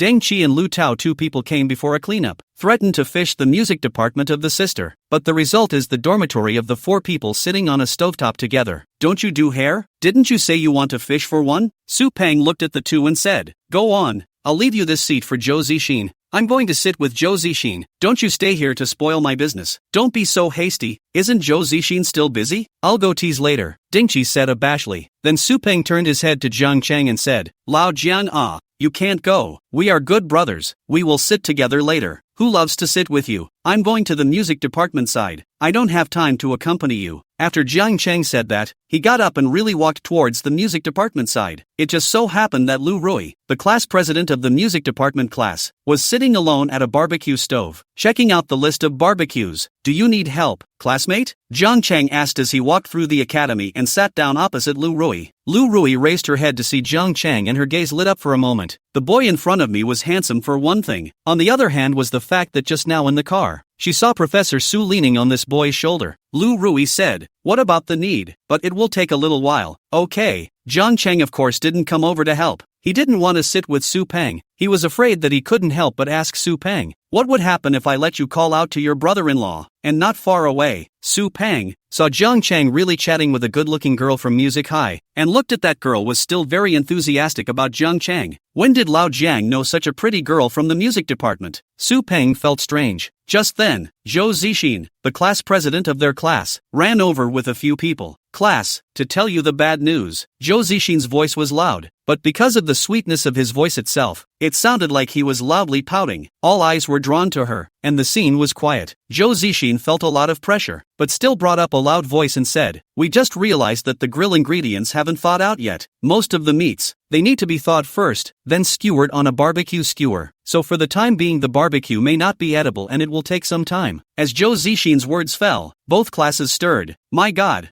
I haven't eaten all afternoon I'm starving. Me too. My stomach is rumbling. And exactly how long will it take? Zhou Zixin pressed his hand and said apologetically, this is an unforeseen situation. It's our dereliction of duty not to prepare in advance. We'll try to get everyone to eat barbecue within an hour and a half. Whether people are happy about it or not, things will have to be set that way. So the people who had just rushed to take their seats were not interested in the barbecue's cooker at this moment. In 2s and 3s, they began to walk towards the large grassy area next to them, which was actually a dirt slope, and from where they stood, they could see a long way. Gradually everyone realized that it seemed like the barbecue was taking time, and the whole thing was pretty good, because it is the need to wait that creates great opportunities for those who want to flirt with girls as well as those who want to be flirted with. Su Peng took Deng Chi and Lu Tao, and also got into a small group of music department girls. Jiang Cheng chatted with a few students from his class for a while, and his eyes found the light green figure, standing alone on the dirt slope, facing the evening wind, giving the youthful teenage girls a windy back. Jiang Cheng glanced at Su Peng, who was chatting happily with the girl from the music department. Be a brother. Just be happy. I'll take care of your sister for you. Don't worry. Jiang Chan walked over to the light green figure. Chapter 30, asked me to take care of the royal sister? Jiang Chan walked towards Su Manyao. The green figure was right in front of him, and he could already smell the fragrance of wood wafting from his hair. "Hello, classmate." Suddenly a girl came over and tapped Jiang Shan's shoulder. He turned around and saw that it was none other than Lu Rui, the class president of the music department. Jiang Chang revealed a smile. "Hello, what can I do for you?" Lu Rui said. "Classmate, my name is Lu Rui, the class president of the second class of the second 3 levels of the music department." "Hello, River City." Then, Lu Rui gazed at Su Manhwa's back for a moment, and Xiaoshan said to Jiang Chang, "Classmate, can you come over with me for a moment? There is something I need your help with." "Okay, no problem," Jiang Chang said. Earlier he had asked people what they needed help with, and now that the other party had taken the initiative to come to the door, it was definitely inappropriate for him to refuse. Following Lu Rui to the row of houses behind the barbecue stoves, Lu Lui walked into a grocery room with an open door, a freezer inside, a large puddle of frozen water on the floor, and messy footprints. "Are you calling me to move something?" Jiang Cheng thought in his heart, but after arriving at the room, Lu Rui turned around and said, "Student Jiang Chang, you and Professor Su knew each other before, right?" "Well, we knew each other before." Jiang Chang looked at him suspiciously. Lu Rui said, "Don't misunderstand me, classmate. It's like this, Prof. Su has never participated in an activity with us before. This is the first time. If you know Prof. Su, can you take care of Prof. Su for me? Any request or need for help, you can talk to me anytime." "Is that a question? Do I need someone else to ask me to take care of the imperial sister?" "Don't worry, no problem." Jiang Chang did not want to say more and agreed with his mouth full. "How about that? Thank you, classmate Jiacheng." Lu Rui revealed a very nice smile, whiskers, and said, "I'll get busy then. There's a lot of barbecue that needs warm water to thaw," she said, and turned around. But the floor of the room was full of thawing water. Her feet slipped, she lost her center of gravity and fell backward. Jiang Chang was quick to help her, probably because of the panic. Lu Rui turned around and directly jumped into Jiang Chang's arms. Outside, Su Peng's hungry stomach rumbled, and I came over with the intention of seeing when the barbecue was ready to eat. Passing this way, he probed into the room just in time to see the scene. "No, I was passing by, really passing by. Sorry." Su Peng was confused and hurriedly explained. Lu Rui blushed to her neck and broke away from Jiang Cheng's arms. "Classmate, you misunderstood. It's not what you think. Don't say it." Su Peng waved his hand. "There's really no need to say it. I know it's not like that."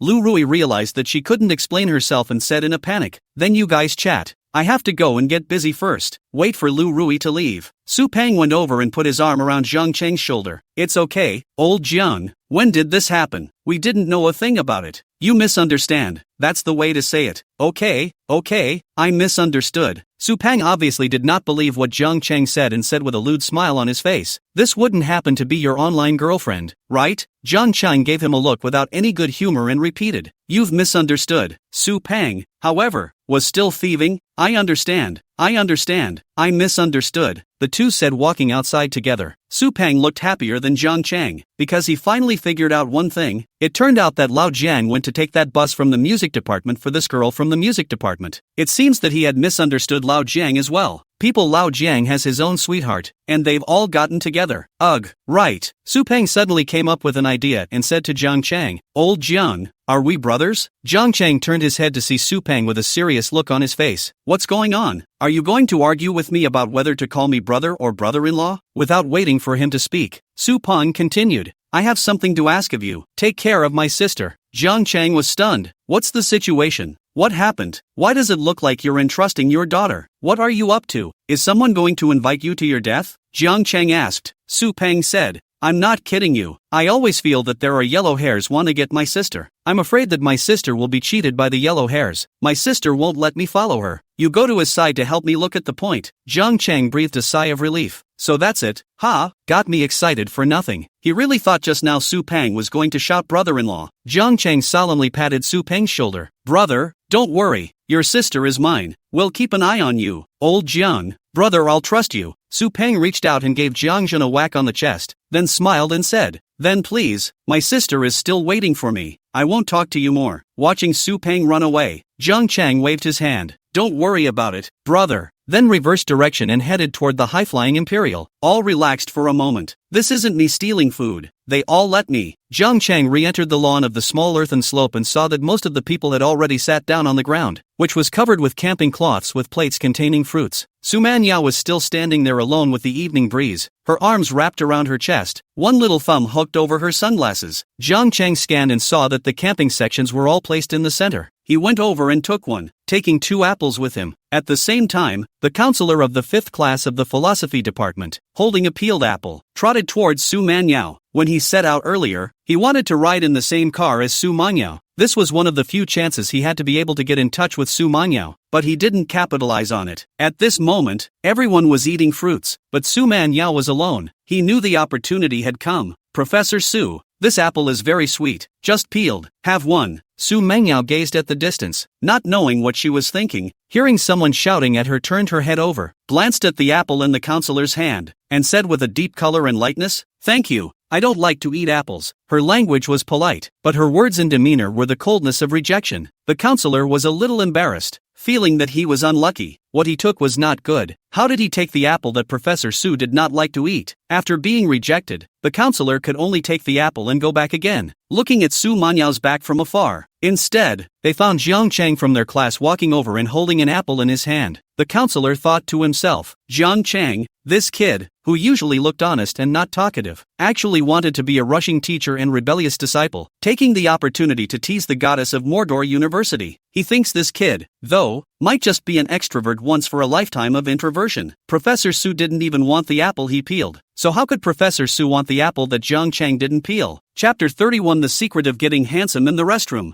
Jiang Chang picked up the camping spread cloth from the middle of the lawn and took 2 apples along with it, and walked towards Su Manyao. Seeing the counselor of his class running to Su Manyao's side, he said a few words and left again. Jiang Chang walked over and asked curiously, "My counselor came over just now. Is there something wrong?" Su Manyao turned back, looked at what Jiang Chang was holding in his hand, and said, "It's nothing. I'm not familiar with him." Jiang Chang wiped the apple he was holding in his hand towards the clothes on his body and handed it over to Su Manyao's hand, and then spread the spreading cloth in his hand with a fling and began to lay the camping spreading cloth. Su Manyao's slender hand affixed with sequin nails held an apple on one side, looked at it, picked one up and brought it to her mouth and clicked a bite. The counselor, who had just come to deliver the apples, stared wide-eyed at the scene. Didn't Professor Su dislike apples? She ate that apple without peeling it? But no one cared about his experience at this time. Jiang Chang had already spread the cloth. He himself first walked to the center and sat down. For Su Manyao said, "Aren't you tired after standing for so long? Come over and sit." Su Manyao took the apple slightly hesitant, stepped on the high heel and walked over. Although wearing a high heel has been used to, but stood for a long time does have some foot pain. He sat down beside Jiang Chang and took another bite of his apple.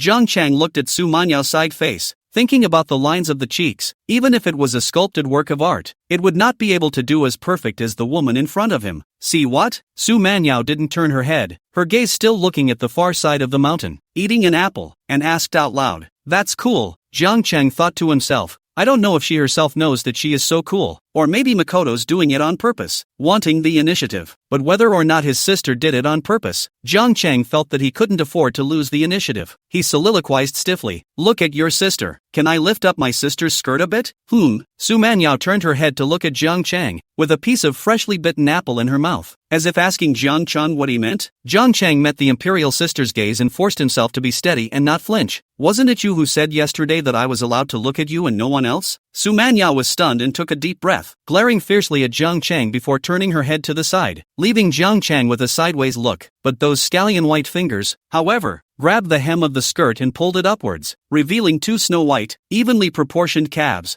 Jiang Chang's gaze scraped fiercely on it twice and pursed his lips to keep quiet. Just now, he really just wanted to touch the high and cold front of the imperial sister, but he didn't expect the imperial sister to really fulfill his younger brother's little wish. Just then, a sudden burst of applause and cheering came from behind them. The 2 men turned back. It turned out that near the middle of the lawn, several students were gathered together in a large circle, with someone in the center singing with a guitar. After all, half of the people in this reunion were from the music department, and Jiang Chang saw that there were quite a few students with other students, as well as those with different instruments such as the harmonica and organ. At this time and so on the barbecue time, many small groups are gathered on the lawn singing and chatting, but is the center of the large circle around the most people, the most lively. Okay, next.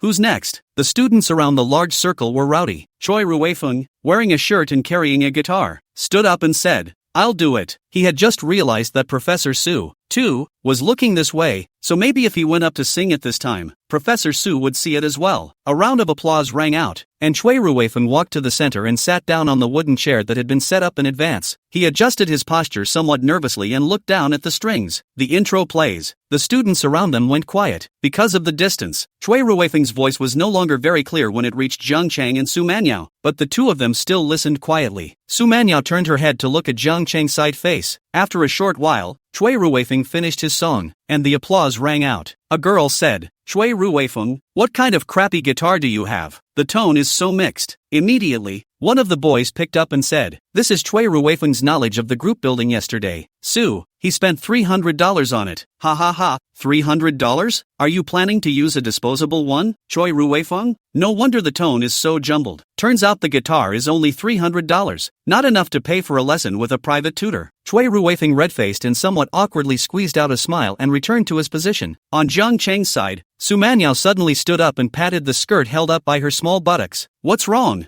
Zhang Cheng asked. He had just been studying the red nail polish on the imperial sister's feet, pondering whether it was poisonous or not, when the imperial sister suddenly stood up. Su Manyao said, "Nothing, I'm going to the restroom." Zhang Cheng followed him over. Just right together, they walked from the lawn, one after the other, to the row of residential buildings next to it. The students around them gave sideways glances. The students in Zhang Cheng's class were wide-eyed. "That one from our class is called Zhang Cheng, right? Awesome, going with Prof. Su. What's this? You didn't see it when I just came here. I was in a car with them, and I saw Prof. Su leaning on Zhang Cheng's shoulder and falling asleep." "Really? Professor Su fell asleep on Zhang Cheng's shoulder? In the photo that broke out in the school forum last time, that guy couldn't be Zhang Cheng, right? It can't be, can it? That's Professor Su. Can you fall in love with a professor?" Restrooms, men on the left, women on the right. Zhang Cheng took off his pants and put on his pants very quickly, so he came out earlier than Su Manyao and stood in front of the mirror to wash his hands and wait for her. Not long after, Su Manyao came out. She stared at Zhang Cheng in the mirror and looked seriously. "Don't you move," Su Manyao said. Zhang Cheng looked at her suspiciously. "What do you mean? If I don't move, will you move?" Su Manyao dipped her hand into the water and then smeared it on Zhang Cheng's hair. Her fingers penetrated into Zhang Cheng's hair and combed upwards. After this action was repeated a few times, Su Manyao looked at it seriously and seemed quite satisfied. Then she took out a small red bottle from her bag, unscrewed the cap and poured out some white powder from it onto her hands, rubbed her hands together for a bit, and continued to repeat what she had just done, combing Zhang Cheng's hair back. "Okay." After repeating this action a few times, Su Manyao tidied up some of the unruly broken hair and said. Zhang Cheng turned to look at the mirror, and his eyes widened, saying, "Have you learned to cut hair? A few random touches and such a big change?" Just now his hair was still drooping casually, not to talk about ugly, but at this time, his hair was combed up, textured, and had a 3/7 direction, and again, it looked not so neat, but rather casual. Just this small change pulls the temperament full of impertinence. Su Manyao lowered her waist to wash her hands, smiled and didn't say anything. It's just that her naturally high-strung face makes even the smile seem to reside in a proud, rejecting manner. Chapter 32 Professor Su said he was coming too. She washed her hands and gently shook the water droplets off her fingers before pouting and pulling paper towels out of her purse. Zhang Cheng just stood by the side, quietly watching Su Manyao's maneuver in this set. It just felt as if every move she made was carefully designed and uniquely flavored. "Can you clean yourself up a little better when you're with me from now on, HM?" Su Manyao finished, her eyes looking towards Zhang Cheng, full of imperial voice, especially the last word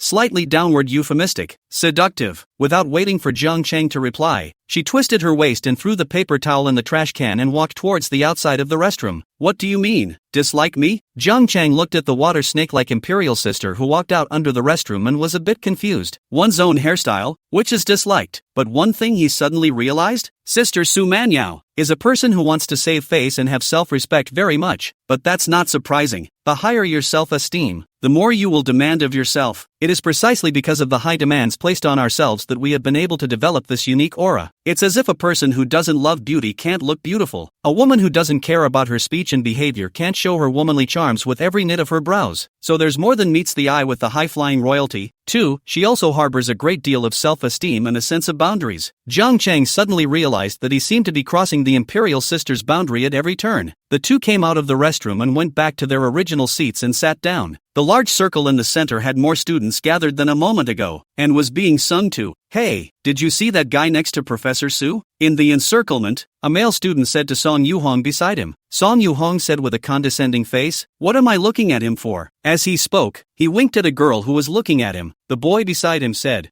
"I didn't notice just now, but now that I look at it, I feel like he's very handsome. It's the only guy I've seen so far at Mordor University that can compete with your face. Get over it," Song Yu-hong said, turning his head towards Su Manyao's side. This look put Song Yu-hong froze for a moment. Just that man is still flat and strange. How suddenly looked a little spirited and handsome look. "Senior Yu-hong, can you sing a song later?" A young girl from the music department asked as she approached Song Yu-hong. Song Yu-hong smiled and said, "It's good that you guys are having fun. I won't sing today." "Sing a song, senior brother Yu-hong," another girl said in a pouty manner, looking at Song Yu-hong with winks. Facing the gazes of the girls, Song Yu-hong was already used to it, and although there were few discussions about the face value of the boys on the school's public platform, Song Yu-hong knew all about his own handsomeness and his attraction to the girls. After the man in the center finished his song, Song Yu-hong was pushed up by a group of young ladies, which made the boys watching from the side envious. "Then I'll make an offering," Song Yu-hong said as he sat down on the wooden stool with his guitar on his back. His gaze, unconsciously, glanced towards Su Manyao's side, and realized that Su Manyao was also looking at him, and was instantly a little excited in his heart. Zhang Chang was also watching these people make a mess, and he looked at the guitars that those students were carrying on their backs. Can't help but think of a man, unconsciously humming softly. Su Manyao turned her head over to look at Zhang Chang, her gaze flickering for a moment. The rhythms that came from Zhang Chang's soft humming were something she had never heard before, and the playing of the tones appealed to her. After a while, Su Manyao asked, "What are you singing?" Zhang Chang said, "I wrote it blindly by myself, humming a few lines at random." "You can write songs?" Su Manyao sat on the ground, her hands clasping her own knees, looking at Zhang Chang curiously. "Aha."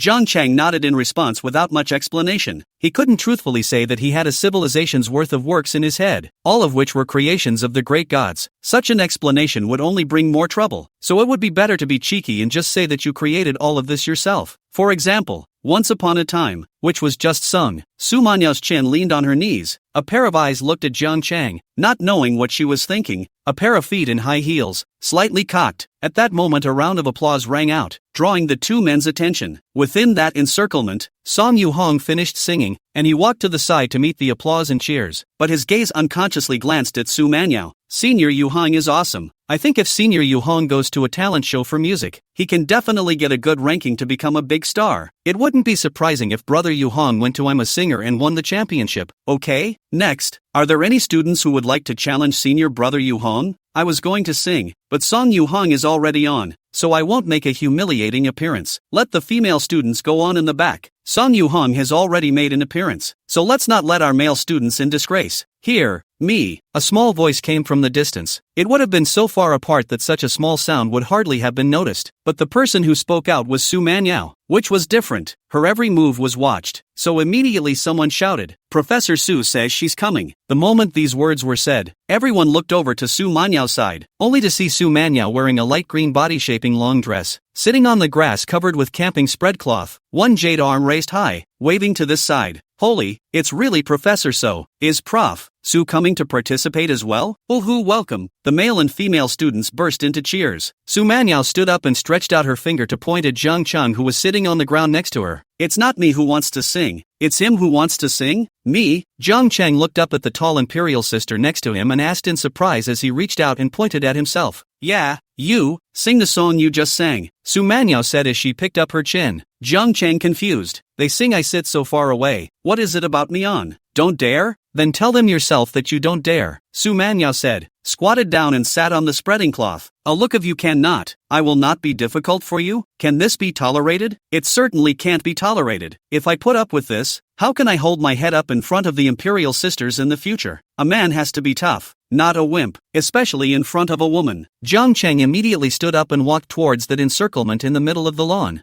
"I'll do it. I'll do it." The situation did remind him of a song that he just couldn't help but hum lightly. "Classmate, can I borrow your guitar?" Jiang Chang asked as he walked next to a male student outside the encirclement. This male student was Cui Ruifeng, and just now Cui Ruifeng's situation Jiang Chang also saw. In River City's view, the quality of the instrument is certainly important, but this kind of occasion is more about the happy atmosphere than the instruments. Cui Ruifeng, still caught up in the embarrassing emotions of just now and not having slowed down, said somewhat timidly and helplessly, my guitar tone isn't very good. Chapter 33, The Treasure Boys. It's fine. Lend me a hand if it's convenient. I don't have a guitar with me. Jiang Chang finished and directly reached out his hand. Cui Ruifeng froze for a moment and said conveniently convenient. He hurriedly removed the guitar he was carrying and handed it to Jiang Chang's hand. His eyes were stunned as he looked at Jiang Chang. That one guitar of his doesn't have a good tone. Why don't I lend you my guitar? A student next to him, at this time, passed the guitar in his hand forward and said. Jiang Chang said, thanks, I'll use this guitar enough. The tone doesn't matter. Just be happy. When he finished speaking he walked towards the tall wooden stool placed in the center. Cui Ruifeng looked at Jiang Chang's back. Just now he felt a lightness in his body, as if a big stone weighing on his heart had finally fallen. Yeah, it's supposed to be all about having fun. Tones don't matter. That's what he thought. So when I found out that I was going to participate in the reunion,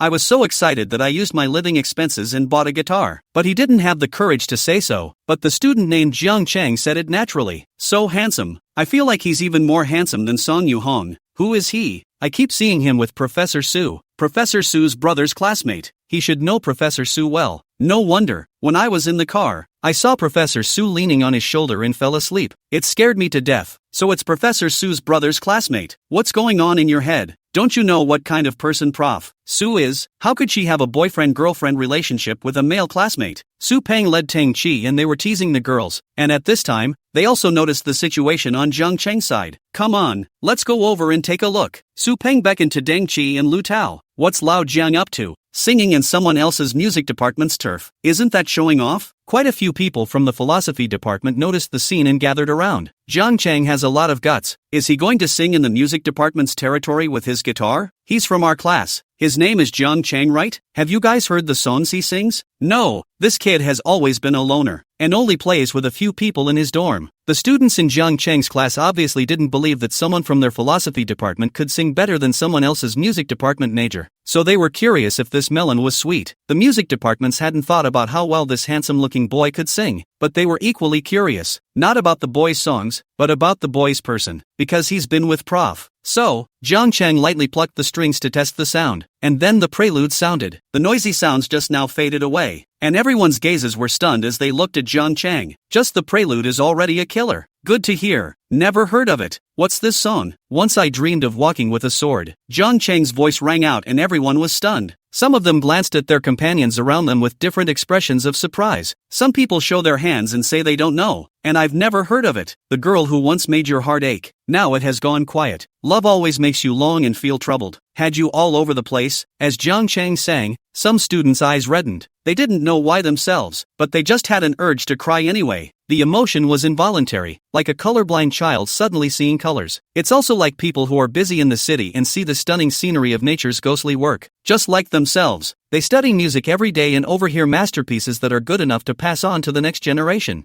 Dilla lilla dilla denda, di lilla dilla dilla da, di lilla dilla dilla da. With this chorus that has no semantics whatsoever comes out, those art students who were a bit more emotional could no longer stop their tears and reached out to cover their faces, tears falling low from their chins. Su Peng and the others were stunned. They had never heard Jiang Chang sing before. This was the first time. I didn't realize Lao Zhan's voice was so showy, bright with a slightly smoky voice. If you do not recognize this as your own brother, listening to the voice alone thought it was some kind of powerhouse singer. They were not the only ones who were stunned. The entire class of the philosophy department looked at Jiang Chang in a daze, still recalling the lyrics in their minds. Zhou Zixin, the class president, was opening up the barbecue preparations, and in her haste, she heard the song and saw Jiang Chang's figure, and froze there for a moment. Treasure boy? The music department, already shaken, was an emotional mess of a mess. Cui Ruifeng looked at Jiang Chang's figure in a daze, only feeling his brain buzzing, as if everything around him was eclipsed and became dark and blurred. Only Jiang Chang's figure sitting on the tall wooden stool in the center was like a ray of light, flashing in front of his eyes. The accompanying melody, surprisingly, was the sound coming from his guitar. Song Yu-hong, who was not far away from him, had a white face and looked at Jiang Chang with panic in his gaze. He didn't know why he was confused, but his heart was racing and thumping anyway. In the distance, Su Manhwa had already stood up. She stood where she stood with her arms around her chest, the evening breeze ruffling her skirts, the tip of one high-heeled shoe buckled on her foot, swaying slightly against the heel's center of gravity as her fingers tapped a beat on her other arm. The eyes that looked at Jiang Chang looked like they had starlight flashing in them. At this moment, she had an unprecedented curiosity about Jiang Chang. It's just that the high-flying imperial who hasn't been in love doesn't realize what it means when a woman becomes intensely curious about a man. She just stared at Elemental River City's figure in a daze. That big boy, clutching his guitar with his eyes closed in the dim evening sky, completely immersed in his musical world, dashing, wolfish, and uninhibited, present in his body. He doesn't look 20, wanted to go through the years. Su Manhwa suddenly remembered the call her mother gave him 2 days ago, asking her to come home for dinner, and pushed her to find someone. Him, just a little kid. Su Manhwa spoke out of turn, muttering, "Every time I'm sad, just look at the ocean alone. Always think of your friends walking around you." As Jiang Chang's last lyrics fell, he slowly opened his eyes. Carrying his guitar, he walked towards Choi Ruifeng. The scene was unusually quiet, just about everyone's eyes moving with his form, even forgetting to applaud politely. Wait until Jiang Chang placed the guitar in Choi Ruifeng's hand. It was only then that the people on the scene reacted and wondered who had taken the lead. Just moments later, applause filled the green meadow. Jiang Chang walked towards Su Manhwa amidst the applause. The high and cold imperial sister, like a snow lotus on the ice mountain, cool and arrogant, was smiling at Jiang Chang who was walking towards her. "Jiang Chang, I like you. Can I be your girlfriend?" Zhou Zixin, Jiang Chang's class president, suddenly shouted out. All eyes were drawn to it. Su Manhwa, the high and cold imperial sister, also had a slight smile on her face, and her gaze was projected over like a knife. Chapter 34, How can a cold imperial lady still be petulant? High cool imperial sister Su Manhwa's gaze was projected over like a knife, but only momentarily. It softened. Jiang Chang turned back to class president Zhou Zixin.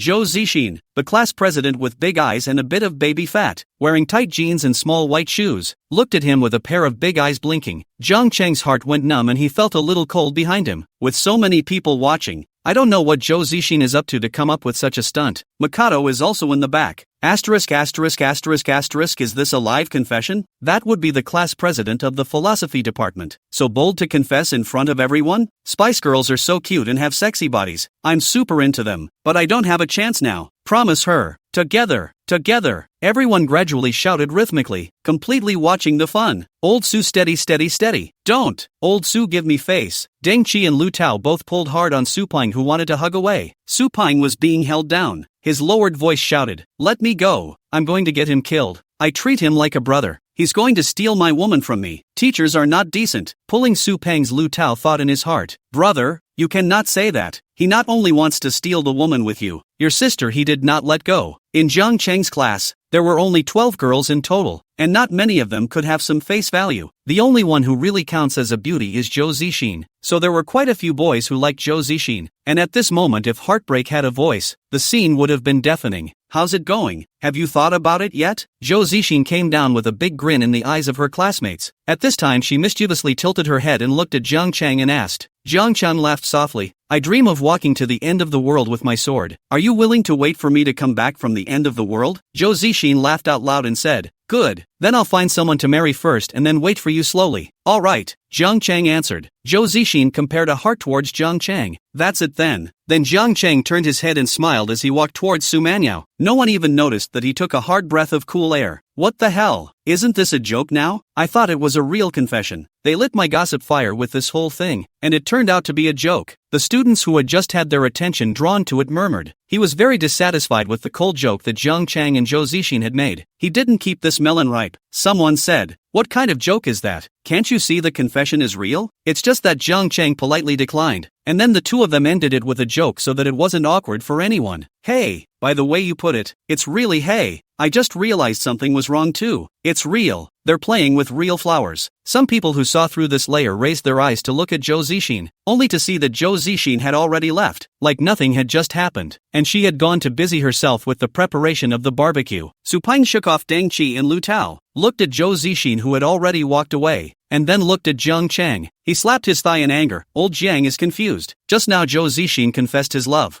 It's obvious that it's true. He just needs to nod his head and say yes, won't he? This guy actually thought Zhou Zixin was joking with him. Missed opportunity. Deng Qi was confused and asked, "Don't you like Zhou Zixin? Shouldn't you be happy that Lao Jiang isn't with Zhou Zixin?" Lu Tao also froze looking at Su Peng. Do not know Su Peng's head is not stimulated bad. He felt stimulated bad is also very normal. After all, like the woman with Jiang Cheng confession, may soon have to shout Jiang Cheng brother-in-law, shelf who are going to be stimulated bad. But then I heard Su Peng say, "I like the pretty ones, and there are more pretty ones than just Zhou Zixin. Zhou Zixin is with my brother. Isn't that good? If you could have soaked Zhou Zixin, I would have supported it all the same, but you guys aren't competitive." Deng Qi had a dark face. "Didn't you say you were dedicated?" "Right," Su Peng said. "I exclusively like pretty ones. Is there a problem? Then do you still like Zhou Zixin?" Lu Tao asked. Su Peng said, "And like the hell that is a brother's. Fat water does not flow to outsiders. As long as it is my brother's is good." Lu Tao, the fertilizer really didn't go to the outside world. Jiang Chang walked over to Su Mengyao's side, and the smile on Su Mengyao's face meant nothing. She looked at Jiang Chang and said, "Not bad, quite attractive to girls." Jiang Chang knew that this was the imperial sister pointing him out. He said matter-of-factly, "It was okay." Then a very stinky wipe of the hair. Although Jiang Chang has never been in love, but may read a lot of books, since ancient times between men and women is not that thing, a man who submits to a woman is doomed to lose the initiative. The consequence of losing the initiative is that all the giving becomes due and the giving is not pleasing. It's not the licking dog's fault because he licks, it's because he loses the initiative. So licking 10 at a time, and having the courage to give up any of them at any time, he ceases to be a licking dog and advances to a sea dog. When the time comes when he can comprehend that the desired shape needs to be kneaded with his hands, he will no longer be a dog, but a sea king. Sure enough, Jiang Chang's words made the imperial sister inhale hard. The eyes looked at Jiang Chang with a murderous aura. Jiang Chang steadily stabilized and locked eyes with it. He could not wimp out at this time. If he wimped out, he might not be able to get Su Peng to call out to his brother-in-law. "That little girl is pretty and has a good figure. Confessing, why don't you accept it?" Su Manyao asked. Jiang Chang looked at Su Manyao with an expression of "You're not mistaken. Are you? It's not good for me to accept someone's confession when I have a girlfriend. Is it?" Su Manyao was shocked. Jiang Chang said he had a girlfriend, and this girlfriend was obviously talking about herself. It was tantamount to saying that Jiang Chang had thrown the question back at her. A smug smile appeared on Jiang Chang's face as he looked at Su Manyao. Extinction. It's a pit. He was with Su Manyao, and it was Su Manyao who said so. Just vaguely, the two sides have never formally talked about this issue.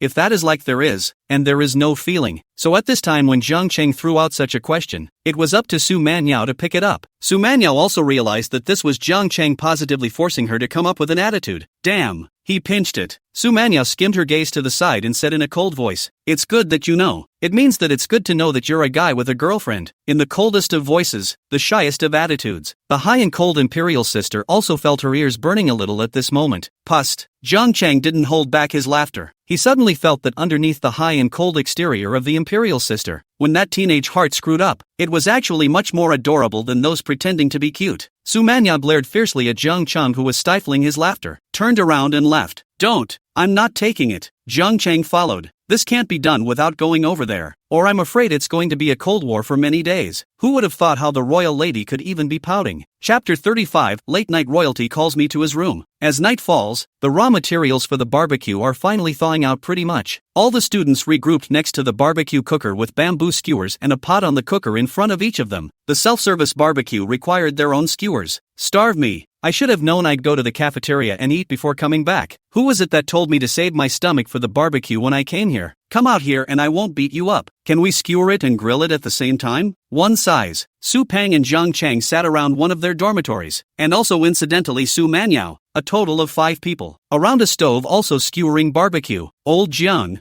I now realize that you were really prescient. You actually went to the cafeteria to fill up your stomach before coming. Su Peng said with a grumbling face. Why didn't you call me to come along at that time, causing me to be hungry now? Su Manyao, who was sitting next to her, her fingers puckered out in a nice orchid finger, gently pinching a chicken tip that was being threaded through a bamboo stick, and looked at Jiang Cheng curiously. Lu Tao and Deng Qi, 2 people sitting next to them, do not dare to look up. High cold goddess is so close to them, even can smell the faint perfume smell of the girl's body. They a heart jumping, do not even dare to look at more than one glance. Jiang Chang looked at Su Manyao and said, "What are you looking at?" aren't you hungry? Su Manyao put her elbow against her knee where her legs were folded together, looked at Jiang Chang and said, oftentimes, I can skip meals at night. Jiang Chang did not expect the imperial sister to answer so seriously, as if she was using the question to say to him, I have a good figure. Su Pang, who was sitting on the opposite side of the table, originally heard Jiang Chang's words and felt that something was wrong. This kind of tone should only be said between very familiar friends, right? But then look at the appearance of the sister replied, thinking that they do not seem to be so unfamiliar, before borrowing the car to go out together contacted. And just now also Jiang Chang has been accompanied by Su Manyao, so it is reasonable to be considered familiar with the people. Am I overthinking this? Finally, at 8 p.m., the raw materials for the barbecue were prepared and all the stoves were put into the already burning charcoal fire starter. The atmosphere was also lively, with some people cheering and others fanning themselves with cardboard from cardboard boxes towards the barbecue grill. Su Pang, who was already starving, took a piece of cardboard and held it against the stove, and also gave a huffing and puffing output. The fire in the bathhouse whined as it was fanned. The firelight was imprinted on Su Manyao's face, with bright and dark patches, making this woman, who was so beautiful that she could not be bothered with it, have an additional hidden charm at this moment. A smile tugged at the corners of her mouth, her eyes reflecting the firelight, clearly enjoying the vibe of the moment as well. Jiang Chang thought to himself, it is good to know that the high-cold imperial sister is only appearing superficially high and cold out of her excessive self-esteem, as well as her extremely high demands on herself, and is not cool by nature. Otherwise really being with a woman like a piece of ice for a long time would be too much for anyone. Yuck, what are you thinking? You can't think nonsense. Whoever is serious first is passive. Just at this time, the high and cold imperial sister suddenly raised her eyes, just in time to meet Jiang Chang on all fours. Su Manyao glared at Jiang Chang, then threw Jiang Chang a lassie wink and glanced to the side. Done. I fell, feeling like dying at her hands. What are you fuming about? You're full. Here's a change to fan yourself. I can't resist roasting and eating first. Su Pang interrupted Jiang Chang's thoughts, shoved the cardboard into Jiang Chang's hand, and pushed Jiang Chang to fan himself. Su Manyao was true to her own words. She could do without food at night a lot of the time. Just like today, the aroma of barbecue filled the air, and the Jiang Chang, who came here with a full stomach, all ate while grilling and ate like a thief. Su Manyao, on the other hand, only shallowly ate 3 skewers of chicken tips that she had skewered herself. 3 skewers of chicken tips totaling 6, all bones and no meat. And how could they possibly fill their stomachs? Jiang Chang looked at Su Manyao's figure. Looking at it, it was not very thin, not bony, just don't know what weight it was to hold up. After the evening bonfire activity, the rooms were assigned according to the arrangement of the dormitories. Su Manyao, as an associate professor, was assigned a separate room, but she insisted on paying for it herself. The temperature of the barbecue site was very high. Su Manyao broke out in a sweat, and when she returned to her room she hurriedly took a shower, changed into a light nightgown that she had brought over in her bag, and lay on the sofa playing with her cell phone. That's when she noticed the message sent by her best friend. Si Ling, what are you doing? It's taken so long to reply to messages. Asking you, how's it going with your little boyfriend? There are many more messages ahead, all with roughly the same question. Su Manyao thought about it and sent the message over. At the barbecue this afternoon, ask you a question. Si Lian returned the message in seconds. You finally got around to talking. Come on, was it a barbecue with your little boyfriend? Su Manyao said, a group building activity in school. She cell phone chats, even with her girlfriends, and she's this shy about words. Zell was used to it and followed up with, so that means your little boyfriend was there, too, not still barbecuing with him? She already knew that Su Manyao's previous date was also a student from Magic City University. Su Manyao didn't answer, considered it a default, and continued to ask, don't gossip first, ask you a question. Go ahead, if you ask me what safety suit works well, just get the 0. 1. Su Manyao, screw you. I'm asking you how couples develop their feelings for each other. Zell immediately replied, the first step in the best development is of course to see the color. Su Manyao, don't talk nonsense, I'm asking for real. Si Lian replied with a speechless expression, then said, of course I'm telling the truth, my high and cold imperial sister. You're just like not eating fire. You don't even understand this. The best emotional progress between a man and a woman is to see the color first, and then understand that if you are familiar with the right thing, you will quickly enter the topic and fall in love with each other over time. After Su Manyao carefully read the message, she asked, then how can we tell that he's up to it? Si Lian replied extremely simply with 2 words, I want to eat. Su Manyao pondered for a moment, her gaze glancing to her own pair of feet that were resting on the sofa. In her heart, she couldn't help but think that during the daytime today when she was on the lawn, Jiang Chang had peeked at her feet inside her high heels from time to time. At that time, when he looked at Jiang Chang, he thought Jiang Chang was hungry. Okay, I get it. What do you understand?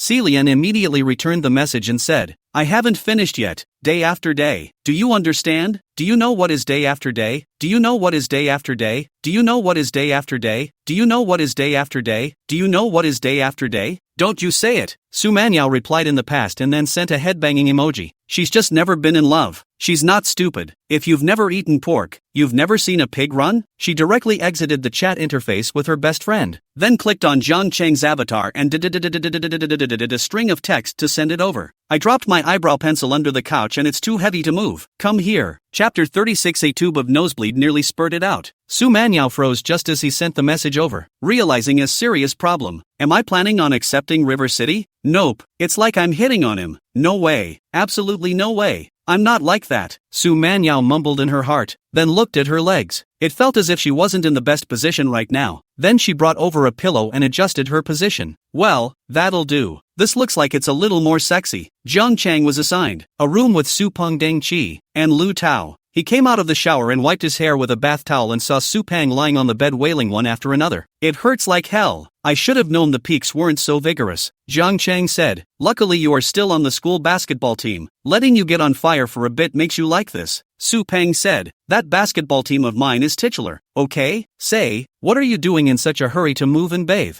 Going to the grove? Jiang Chang was wiping his hair. He was taking a shower simply because he was sweating, making him feel uncomfortable, and queried, what grove? Holy, Lao Jiang, have you got it wrong? Su Peng climbed up and said, isn't breaking up so early tonight just to leave time for you guys with dates to go to the grove or the lake to make waves? I have a date? Jiang Chang was surprised. His eyes turned sharply, wondering if Su Peng knew about him and Su Manyao, but he heard Su Peng say, you're still pretending. I've seen you and that Lu Rui hugging together. But Lao Jiang, not to say that you have a vision, hot girl put into the music department, also belongs to the beautiful. As soon as Su Peng's words finished, Deng Qi was shocked. What? Lao Jiang and Lu Rui hugged together? Today he had noticed Lu Rui, the class president of the music department, slim and good-looking. I don't remember how many times he peeped at her. And this is for Lao Jiang to hold on to? Lu Tao on the side, wide-eyed, look at Su Peng, and look at Jiacheng, big head inside a small question mark. The old river and hug on Lu Rui? Isn't Prof. So still present? Jiang Chang, however, was relieved. It turned out to be this He did not even worry about it, and gave Shuping a pat on the back and said, don't talk nonsense. Tung Chi cried and mourned, I'm so envious. Lao Jiang, I beg you, pass on your experience to me. How did you do it? I also want to go to the grove. There are only 2 class presidents in total who came here this time. One gave you a hug and the other confessed his love for you. I don't think that's all you've got left. Our world can't accommodate you anymore. You should aim for the professor teacher. Pa, what the hell are you babbling about? Shu Peng gave Deng Qi a slap on the back of the head. There were 3 professors and teachers who came this time. 2 men and the other professor was his sister. If you let Jiang Chang screw a teacher, isn't that screwing his sister? Jiang Chang did not want to continue this topic with them. There is a saying that those who accomplish things do not conspire in the crowd. It says that if you want to make something happen, don't consult with others. So about the matter of getting the professor, that's definitely non-negotiable as well. Jiang Chang put down the bath towel and walked over to his bed, picking up his cell phone out of habit. As soon as he opened it, he saw Su Manyao's message alert. Jiang Chang's gaze involuntarily brightened. Tap the beginning of the head like, I dropped my eyebrow pencil under the couch and it's too heavy to move. Come here. River City? Is there such a thing as a good thing? It's a great couch. It's helped me a lot. Jiang Chang glanced at the others in the room before blazing away with typing. Okay Lu, teacher you a little. Nope. River City is all cleared out and replayed. Here it comes. Yo. It's still not right. It's not right. River City all cleared and re-entered again. Wait a moment. Imperial sister. I'll come over when I'm done. That's fine. How can you show your urgency? The need is exposed and you are in a passive position. Then Jiang Chang slowly started to look for clothes to wear. Su Peng said, Lao Jiangyu, this is not right. We had dormitory. How do you sleep with clothes on? Deng Qi interjected. People old family want to wear. You do not force people to lock mail. Jiang Chang said, you guys sleep first. I'm going out. Didn't you say you weren't going to the grove? Su Peng jumped up. Jiang Chang said, changed my mind. After that he put on his clothes and walked out of the room, leaving the other 3 with a back that wanted to beat him to death. Su Manyao's room. Su Manyao received Jiang Chang's message and a light smile appeared at the corner of her mouth. Just at that moment, there was a knock on the door of the room. Enter. Who? Su Manyao shrunk her legs a bit, because she knew that Jiang Chang was coming over, so the door to his room was not unlocked and could be opened directly. But with her understanding of Jiang Chang, that guy's hairy and tiger-like personality, in this kind of impatient situation, he would definitely forget to knock on the door and just open it and come in, so it stayed and asked. Sure enough, the doorway never Lu Hanju's voice, Professor Su. I see that you were bitten by mosquitoes at the barbecue at night. Do you need the flower water I sent over to you? Su Manyao frowned and said without thinking, I'm asleep, I don't need it. Then she heard the sound of Lu Hanju's feet outside the door, and after a pause she left. I thought to myself that this Lu Hanju needs to be warned. How can I give a man access to my room? Do you really think I'm easy to talk to just because I'm willing to participate in a reunion? Pa! Just then the door to the room pushed open. Su Manyao was shocked for a moment, but once she saw that it was Jiang Chang, her slightly startled eyes immediately became stern as she glared at Jiang Chang. Fluffy, can't you knock when you come in? It was Jiang Chang who pushed the door in. He looked at the scene in front of him and was directly confused. He felt a nosebleed almost spurt out, but held back from reaching out to touch it for verification. Just now, while he was walking all the way over here, he had already thought many times about what kind of expression and what kind of tone he would use to create attraction for the Imperial sister when he entered her room later on. But opening the door casually, I didn't realize that the door wasn't unlocked and opened with a push. And then my expression froze. I could just see the Imperial sitting on the couch leaning back against the pillows, her legs, which her nightgown couldn't cover, curled up, and a pair of feet whose pink heels could be seen, toes slightly curled.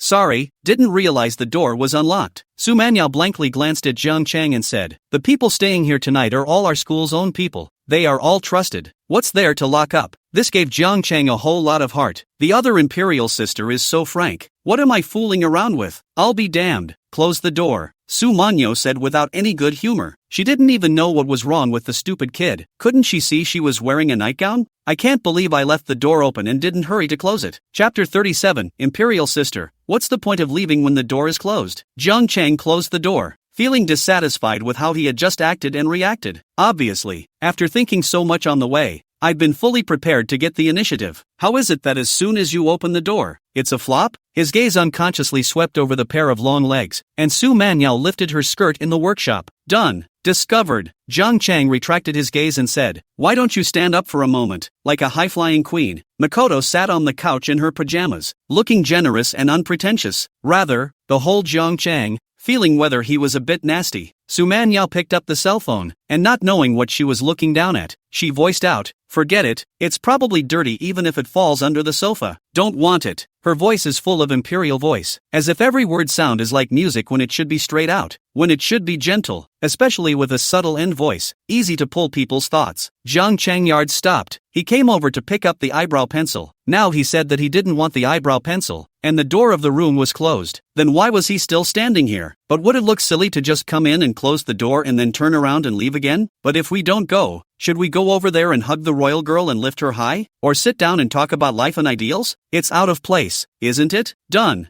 Jiang Chang knew it was over. He had prepared for so long, but he had just messed up. It looks like I'll have to think about it and practice when I get back. Just when he was having a hard time choosing, the imperial voice came. What are you standing for? Blocking my light. What do I do if I don't stand? Am I supposed to sit in your room at night? Sit down? Jiang Chang sat down. He felt that a man should be cheeky when he should be cheeky. How can a man be led by the nose in everything when he has to take the initiative? Coughing lightly, Jiang Chang also took out his cell phone, not thinking of keeping himself busy before tactics. That's the best tactic. But in the afterglow, he saw the imperial sister sitting on the sofa straighten one leg, then reached out and scratched her calf. Turns out there was a red lump on his calf, supposedly from a mosquito bite at a barbecue. Only then did Jiang Chang notice that there was more than one small red bump on that pair of snow-white long legs. It's a bad mosquito bite. It seems to be true that moist women provoke mosquitoes. You've been bitten by a mosquito, right? Jiang Chang asked, thinking that he had finally taken back the initiative. He took the lead in asking the question. Su Manyao scratched her calf with her sticker sequin nails, all without saying, well, this mosquito is really obnoxious. No flower water? Didn't have it when I took it. Okay, you sit down and I'll go buy it for you,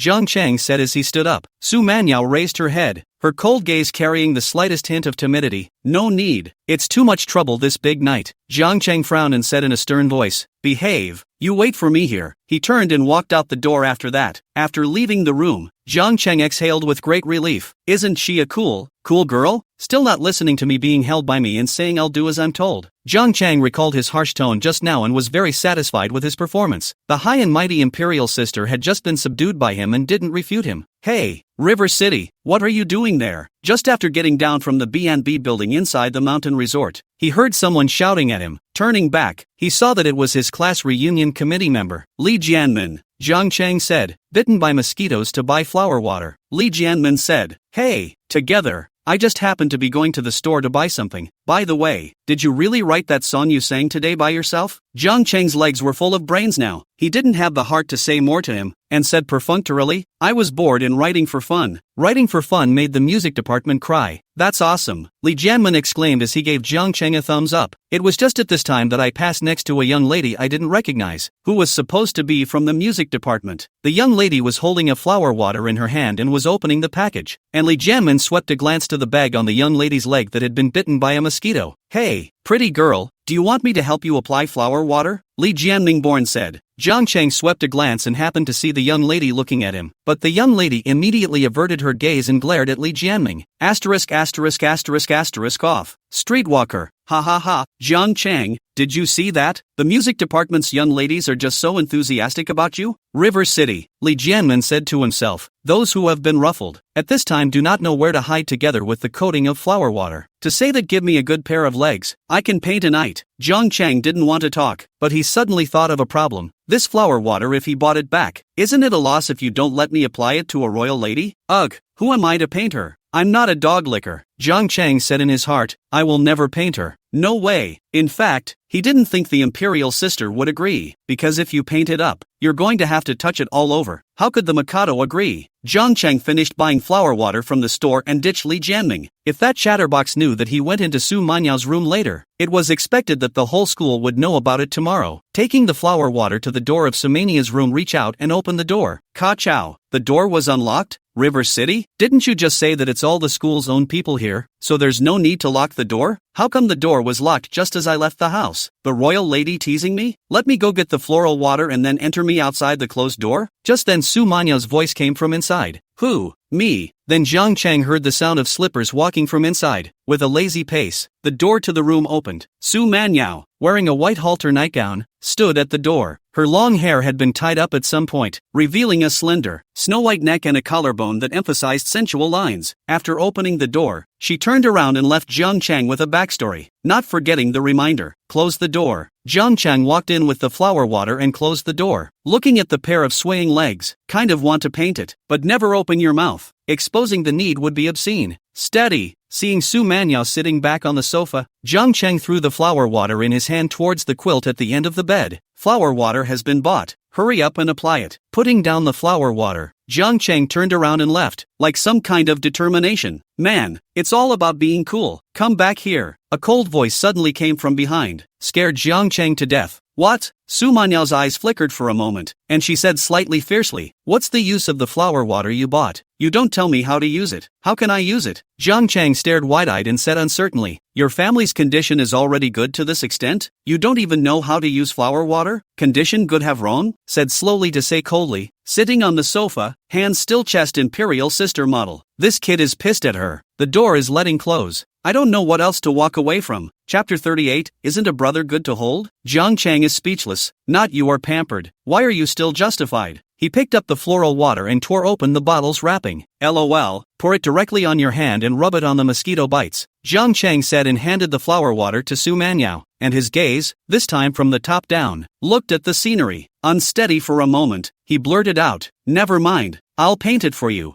He grabbed the flower water and squatted down before realizing if he had been a bit hasty, but raising his head, he saw Su Manyao looking at him with pursed lips. The Mikado didn't say no? This was a surprise to Jiang Chang. No refusal is a default? That would be too much trouble. It tickles me to death, Su Manyao said softly. The expression on her face didn't change much, like she was talking about something perfectly normal. Then he lifted one foot and reached out to Jiang Chang. River City? He subconsciously reached out and took hold of it, and it was soft in his hand. At this time, it was even closer to see the bag on Su Manyao's calf, and there was a little sign of allergy. He put Su Manyao's white jade foot on his knee, then opened the cap of the bottle of flower water and poured some into his hand. Then it slapped onto Su Manyao's calf. Su Manyao bared her teeth and sucked in a breath of cool air. What's wrong? Jiang Chang looked up and asked. The high-flying royalty bit her lower lip and whispered, "It stings a little." Jiang Chang said, "It does hurt a little at first. Wait and get used to it and you'll be comfortable. Then be gentle." Su Manyao said, "Don't worry, leave it to me." Jiang Chang nodded his head in agreement. Apply one to both legs. Finish this one and switch to that one, after a round of rubbing. Ugh,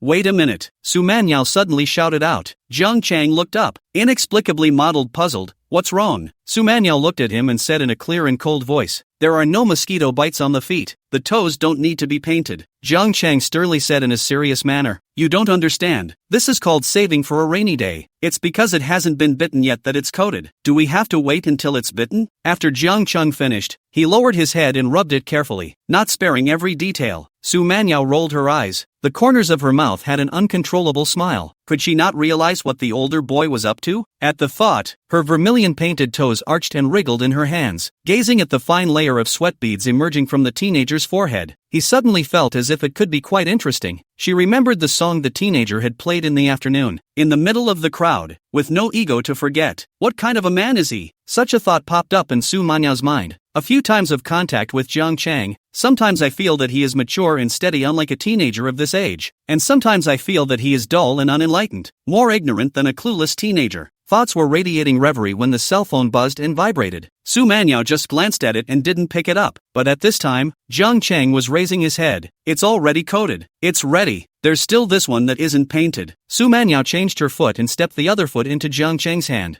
"You won't apply it yourself?" Jiang Chang asked with a frown as he cupped his jade foot in his palm. Su Manyao had a breezy, expressionless face and said, "All right, I'll apply it myself then." "Forget it." Jiang Chang interrupted her and picked up the flower water and said, "You're clumsy. You definitely can't get it right. It's better for me to do it." Su Manyao almost didn't hold back her laughter, biting her lower lip, trying hard to keep herself from laughing out loud. Looking at Jiang Chang, who seriously started to apply the flower water again, she suddenly wanted to reach out and touch Jiang Chang's hair, or cup his face and rub it. Her brother was too cute, right? Her own brother, on the other hand, was left behind, and was currently in the room chatting gossip with Lu Tao and Teng Qi. "What do you guys say? Lao Jiang has been out for so long. Will he not come back tonight?" Deng Qi said. "I envy him if he comes back or not. How did Lao Jiang do it? How did he get the class president of the human music department? Especially when he thought that during the daytime, he had also seen Su Manyao falling asleep on Jiang Chang's shoulder, and immediately heard that Jiang Chang and the music department's class president had hugged each other. It's the pinnacle of ing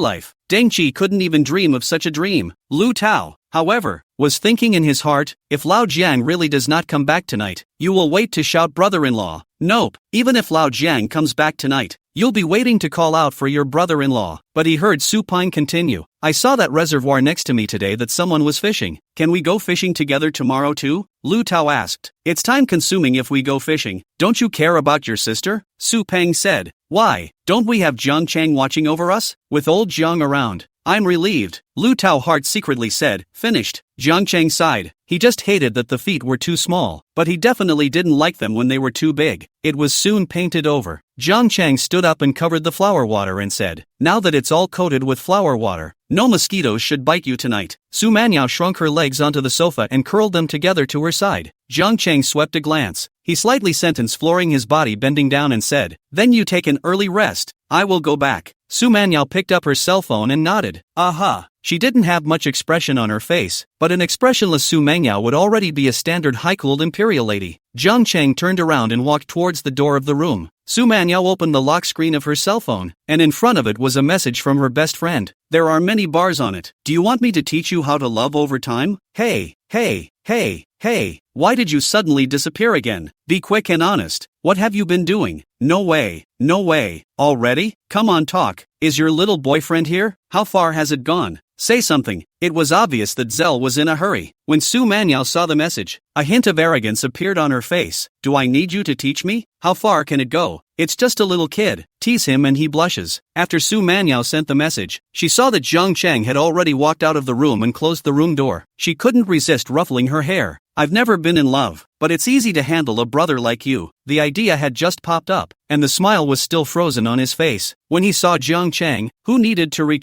turn around and come back, standing in the doorway, was looking at her with blazing eyes. Su Manyao's heart trembled. Without waiting for her to speak, she saw Jiang Chang as unstoppable pouncing over. Red lips were warmly pressed. Su Mangyao was confused. Her brain buzzed and went blank. The feet cowering on the couch tightened violently, gouging together. Her eyes were wide with disbelief. Isn't the brother a good hold? Chapter 39. Who doesn't get confused when they look at it? Su Manyao's eyes widened. Her petite body froze out of self-instinctive protection. After a few seconds, the reacting Su Manyao's hands clawed and grabbed and pushed, very much using small fists, until finally playing tired and quiet. The hands, which had been playing a lot, eventually quieted down and slowly looped up. Gradually, the slender manicure pressed the skin of Jiang Chang's neck and shoulders to sink in. I don't know how long it took, but Jiang Chang suddenly got up, panting heavily, almost smothered him. Looking up for a moment, Makoto's face was flushed and calm, a pair of beautiful eyes as cold as ice frost, like the lake after the rain fogged up, hazy still with a clear cold. Looking at Jiang Chang calmly said, again. Jiang Chang, who had already suffered a loss and was ready to retreat, wiped his mouth and became indignant. Just come, mutual fear of each other? After 5 minutes, until the hand that had climbed up the peak, gripped on the steepness with gradual force, and then was caught by another hand, Jiang Chang was able to make a slight maneuver and retreated in one piece. This time, Makoto doesn't say any more. Another 2 minutes passed. Can this thing be medicated?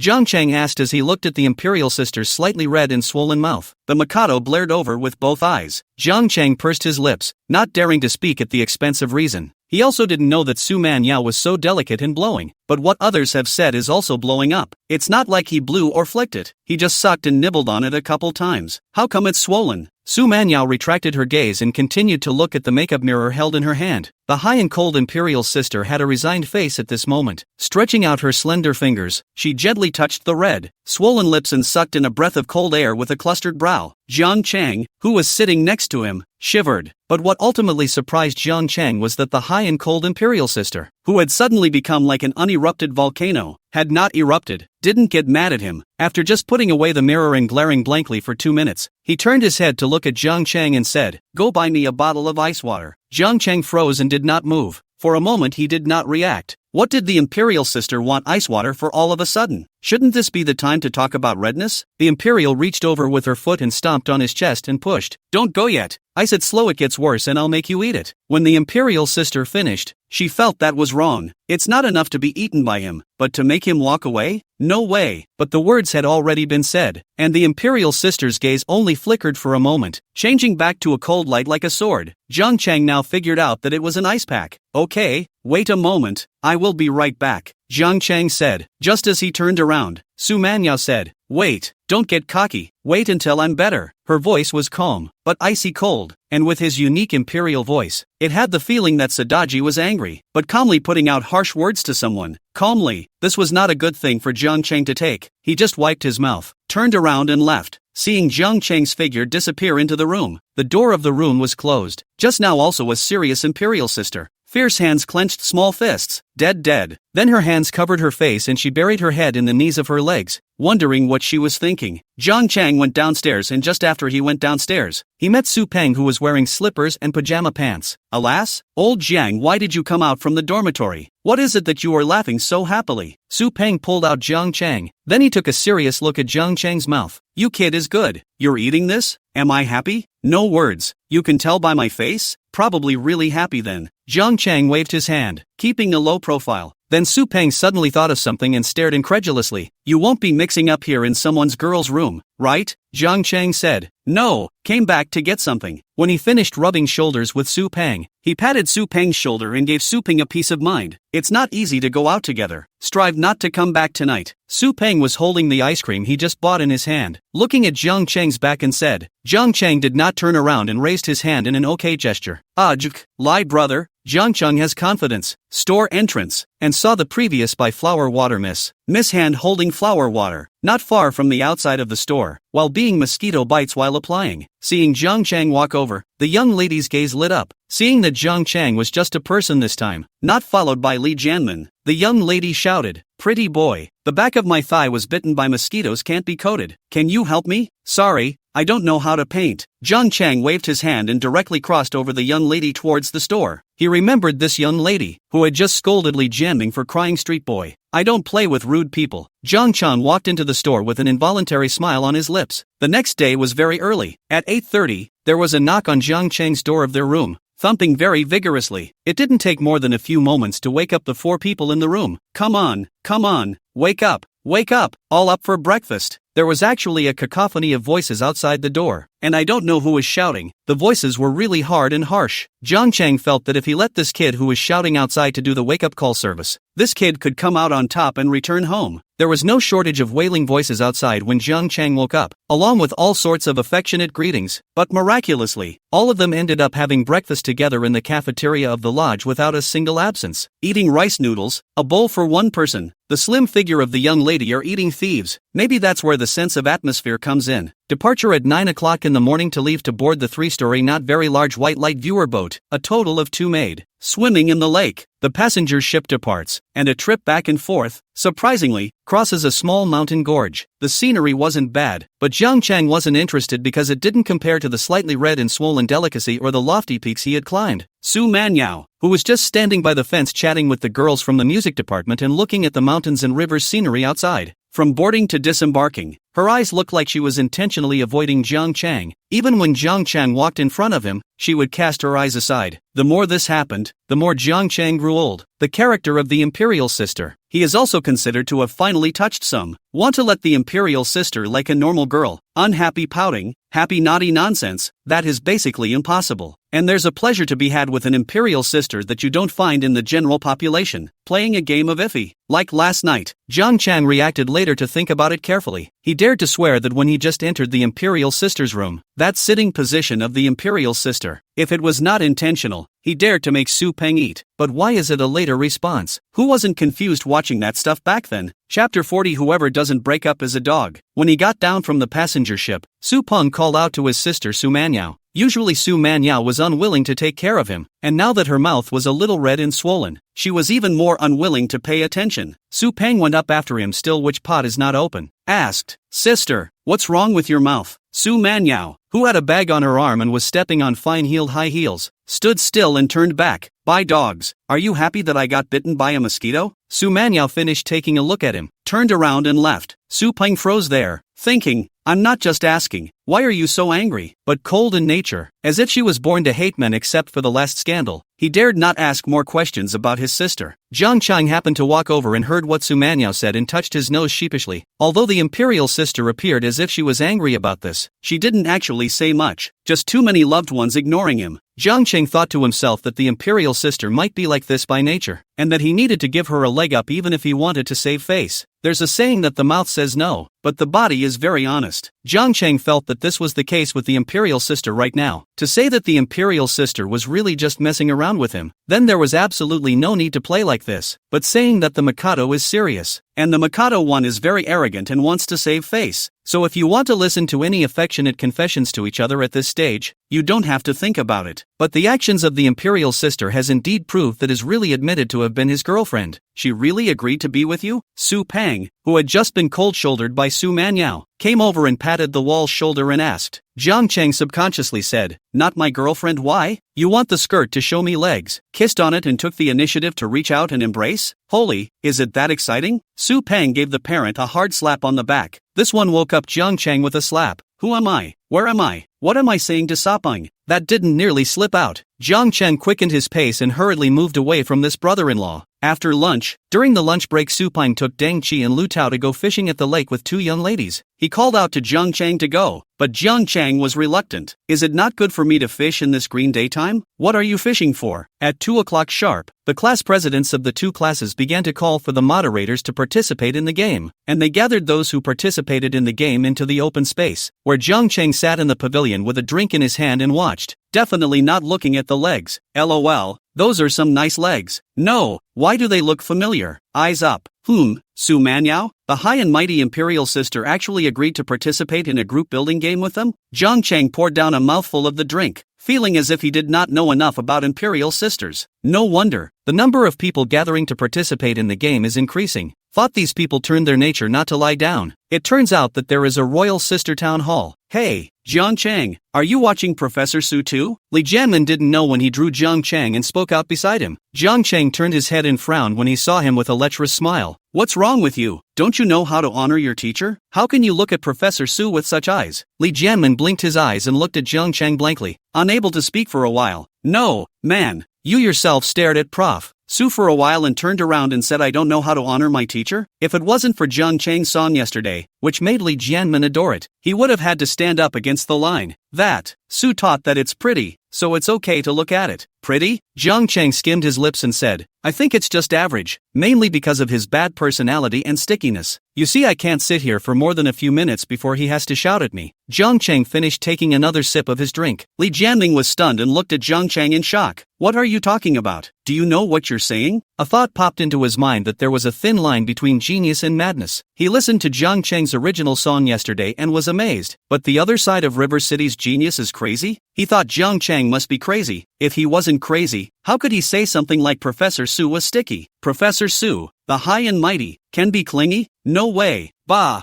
no. Even if it's sticky, it can't be sticky to you. And you'll come over and sit for a few minutes and then you'll be yelled at? Crazy? But before his emotions could be suppressed, he heard a very nice euphonious voice coming from him. Jiang Chang, come here. Li Jianmin looked up and the one who spoke was actually Su Manyao. He looked at Su Manyao and then at Jiang Chang who was sitting next to him. Look again. Li Jianming was stunned. Su Manyao spoke. The major licking gods, of course, would not let go of this opportunity, immediately followed by shouting to help Su Manyao pass the message. Jiang Chang, Professor Su is calling you. Who's Jiang Chang? Professor Su is calling you over. Jiang Chang is that pussy. Prof. Su called out to you. Jiang Chang, who is Jiang Chang? Over there, that little brother who sang yesterday is Jiang Chang. A cacophony of students gathered in the clearing ready to play the game became a cacophony. Jiang Chang took this as cheering. He stood up amidst the cheering, tossed the drink bottle in his hand casually, and then reached out his foot to accurately kick it into the trash can next to him. Li Jianming sat next to him and watched the scene, and he who had not yet returned to his senses, only felt that this cub,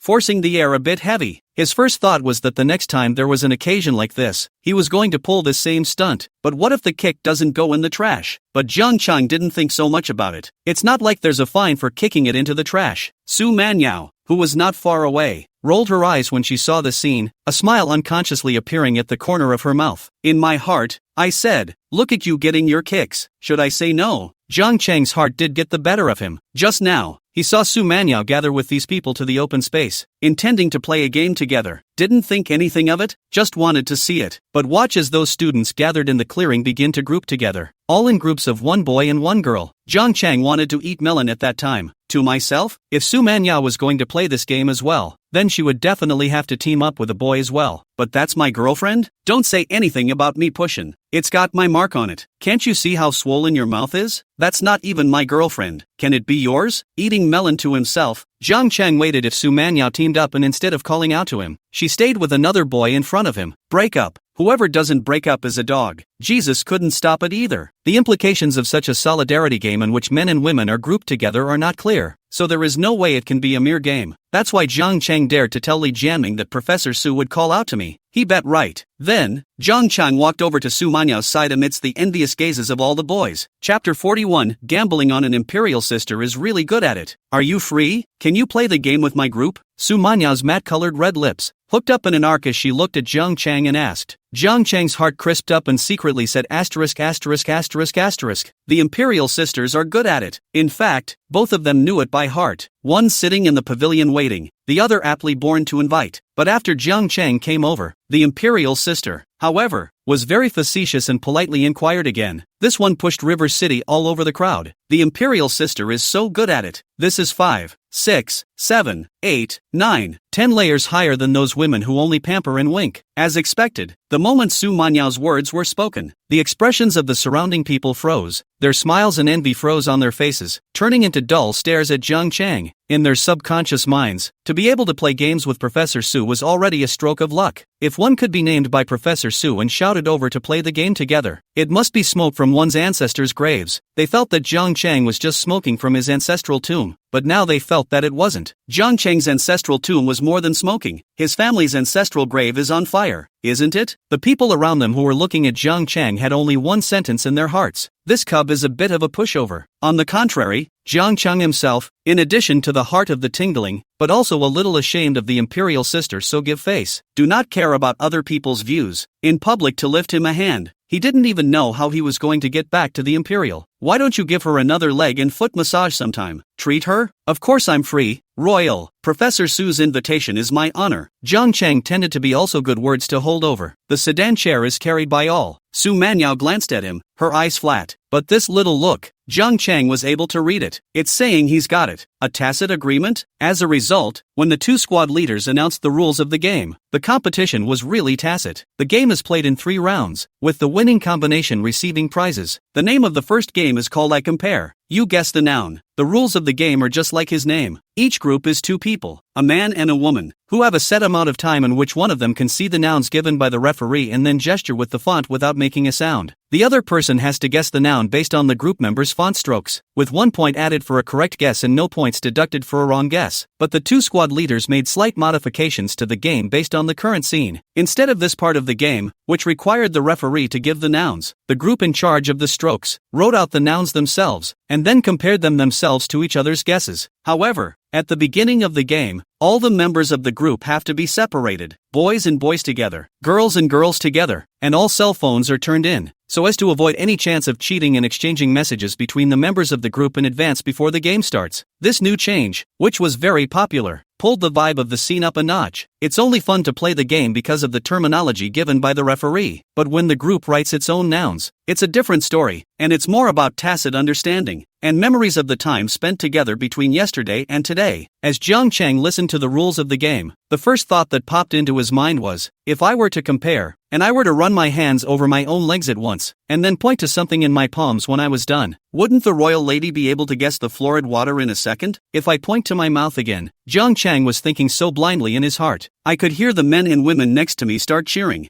Jia Jia, we're going to win. We even took a walk together yesterday and talked a lot. We definitely have an understanding. Don't celebrate New Year's Eve with a girl named Jia Jia. Sorry, wrong. You don't have to worry. I'm sure I'll take you to get the gift. With our tacit understanding, it's impossible to lose. Yuki, let's just watch them get it first. We'll just run over them later. That time in the morning when we were together on the boat was the highlight. You must remember that. One by one, they opened their mouths and called the girls by their first names and talked about the time they spent together, clearly declaring his sovereignty to everyone. Jiang Chang looked around and skimmed his lips, thinking to myself, what's there to announce? If I had to announce it, I couldn't possibly say, Professor, you must remember the mouths we nibbled on yesterday? Isn't this just straight up dog abuse? Thinking of this, his eyes casually glanced over and saw Su Manhwa standing in the group of girls, also looking at him. Seeing his gaze sweep over, Su Manhwa released a blank stare and skimmed aside. No talking. This is cheating. No one is allowed to give out information. No hints are allowed to be said before the game starts or the score will be nullified. Zhou Zixin, Jiang Chang's class president, interrupted everyone's clamor and announced the rules. Okay, now I'm going to hand out the serial numbers, and then we're going to go in order.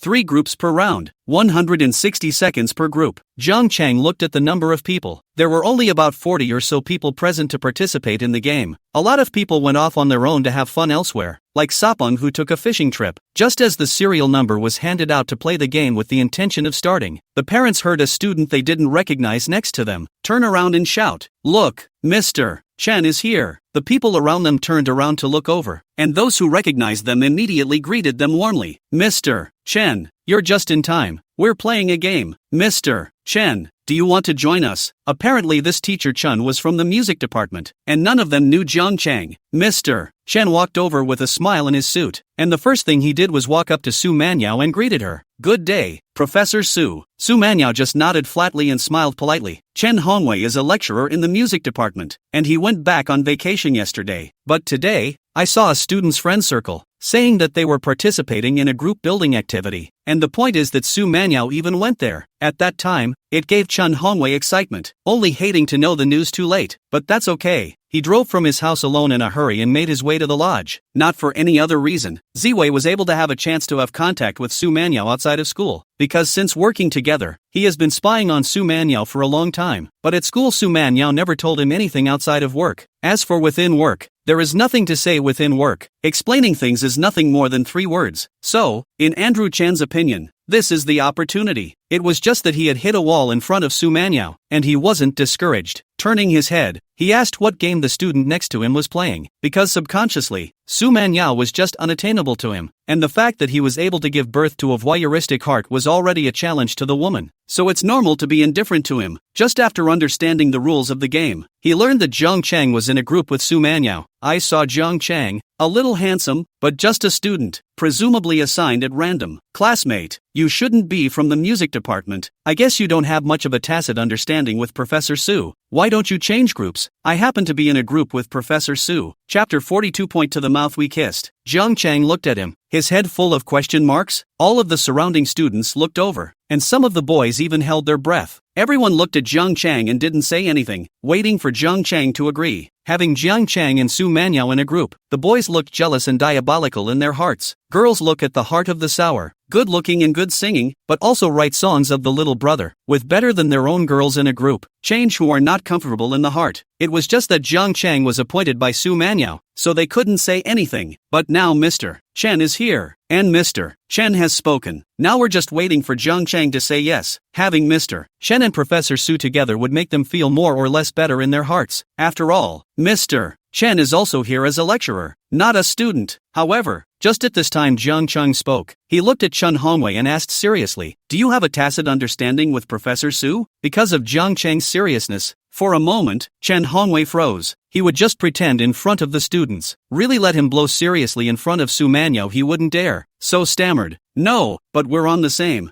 Zhang Chang directly interrupted him and said with a smile on his face, No, I thought you and Mr. Su had a tacit understanding." Chen Hongwei's expression froze. Zhang Chang blocked him with a single sentence, and he had no way to refute it. The only chance to retort was to say to Zhang Chang that he and Su Manyao did have a tacit understanding. But this is a fart to say. Even more impossible to say it in front of Su Manyao. That would simply fart and smoke himself. The surrounding students were stunned as they looked at Zhang Chang, not expecting Zhang Chang to be so aggressive. If they were on their own, it was not easy for them to be named in a group by Prof. Su, and suddenly a person appeared to take it upon himself to forcefully intervene in the group in a very impolite manner. In their place, they wouldn't be happy either, but they definitely couldn't think of a way to respond in such a short period of time, let alone attack back. Chen Hongwei was disliked, and was disliked without a trace, and the opposite side was breezy and smiling, and the other person is still a student. This made him embarrassed and turned back to Su Manyao. However, they saw Su Manyao standing right next to them, but her gaze didn't look at them, as if she didn't notice their conversation just now at all. Only at this moment, Su Manyao's face had an expression with a faint smile. For a moment, Chen Hongwei felt as if Su Manyao was mocking him. "Want to die?" Chen Hongwei squeezed out a smile finger by finger and said, Also right. Then everyone saw him wiggle his fingers and step aside with a grin on his face. Crowd. Chen Hongwei's embarrassment is written on his face, so other people at this time is not good to say anything. The more said can only make Chen Hongwei more embarrassed. "Shall we start the game then?" Zhou Zixin blinked and looked at the crowd and said, Start.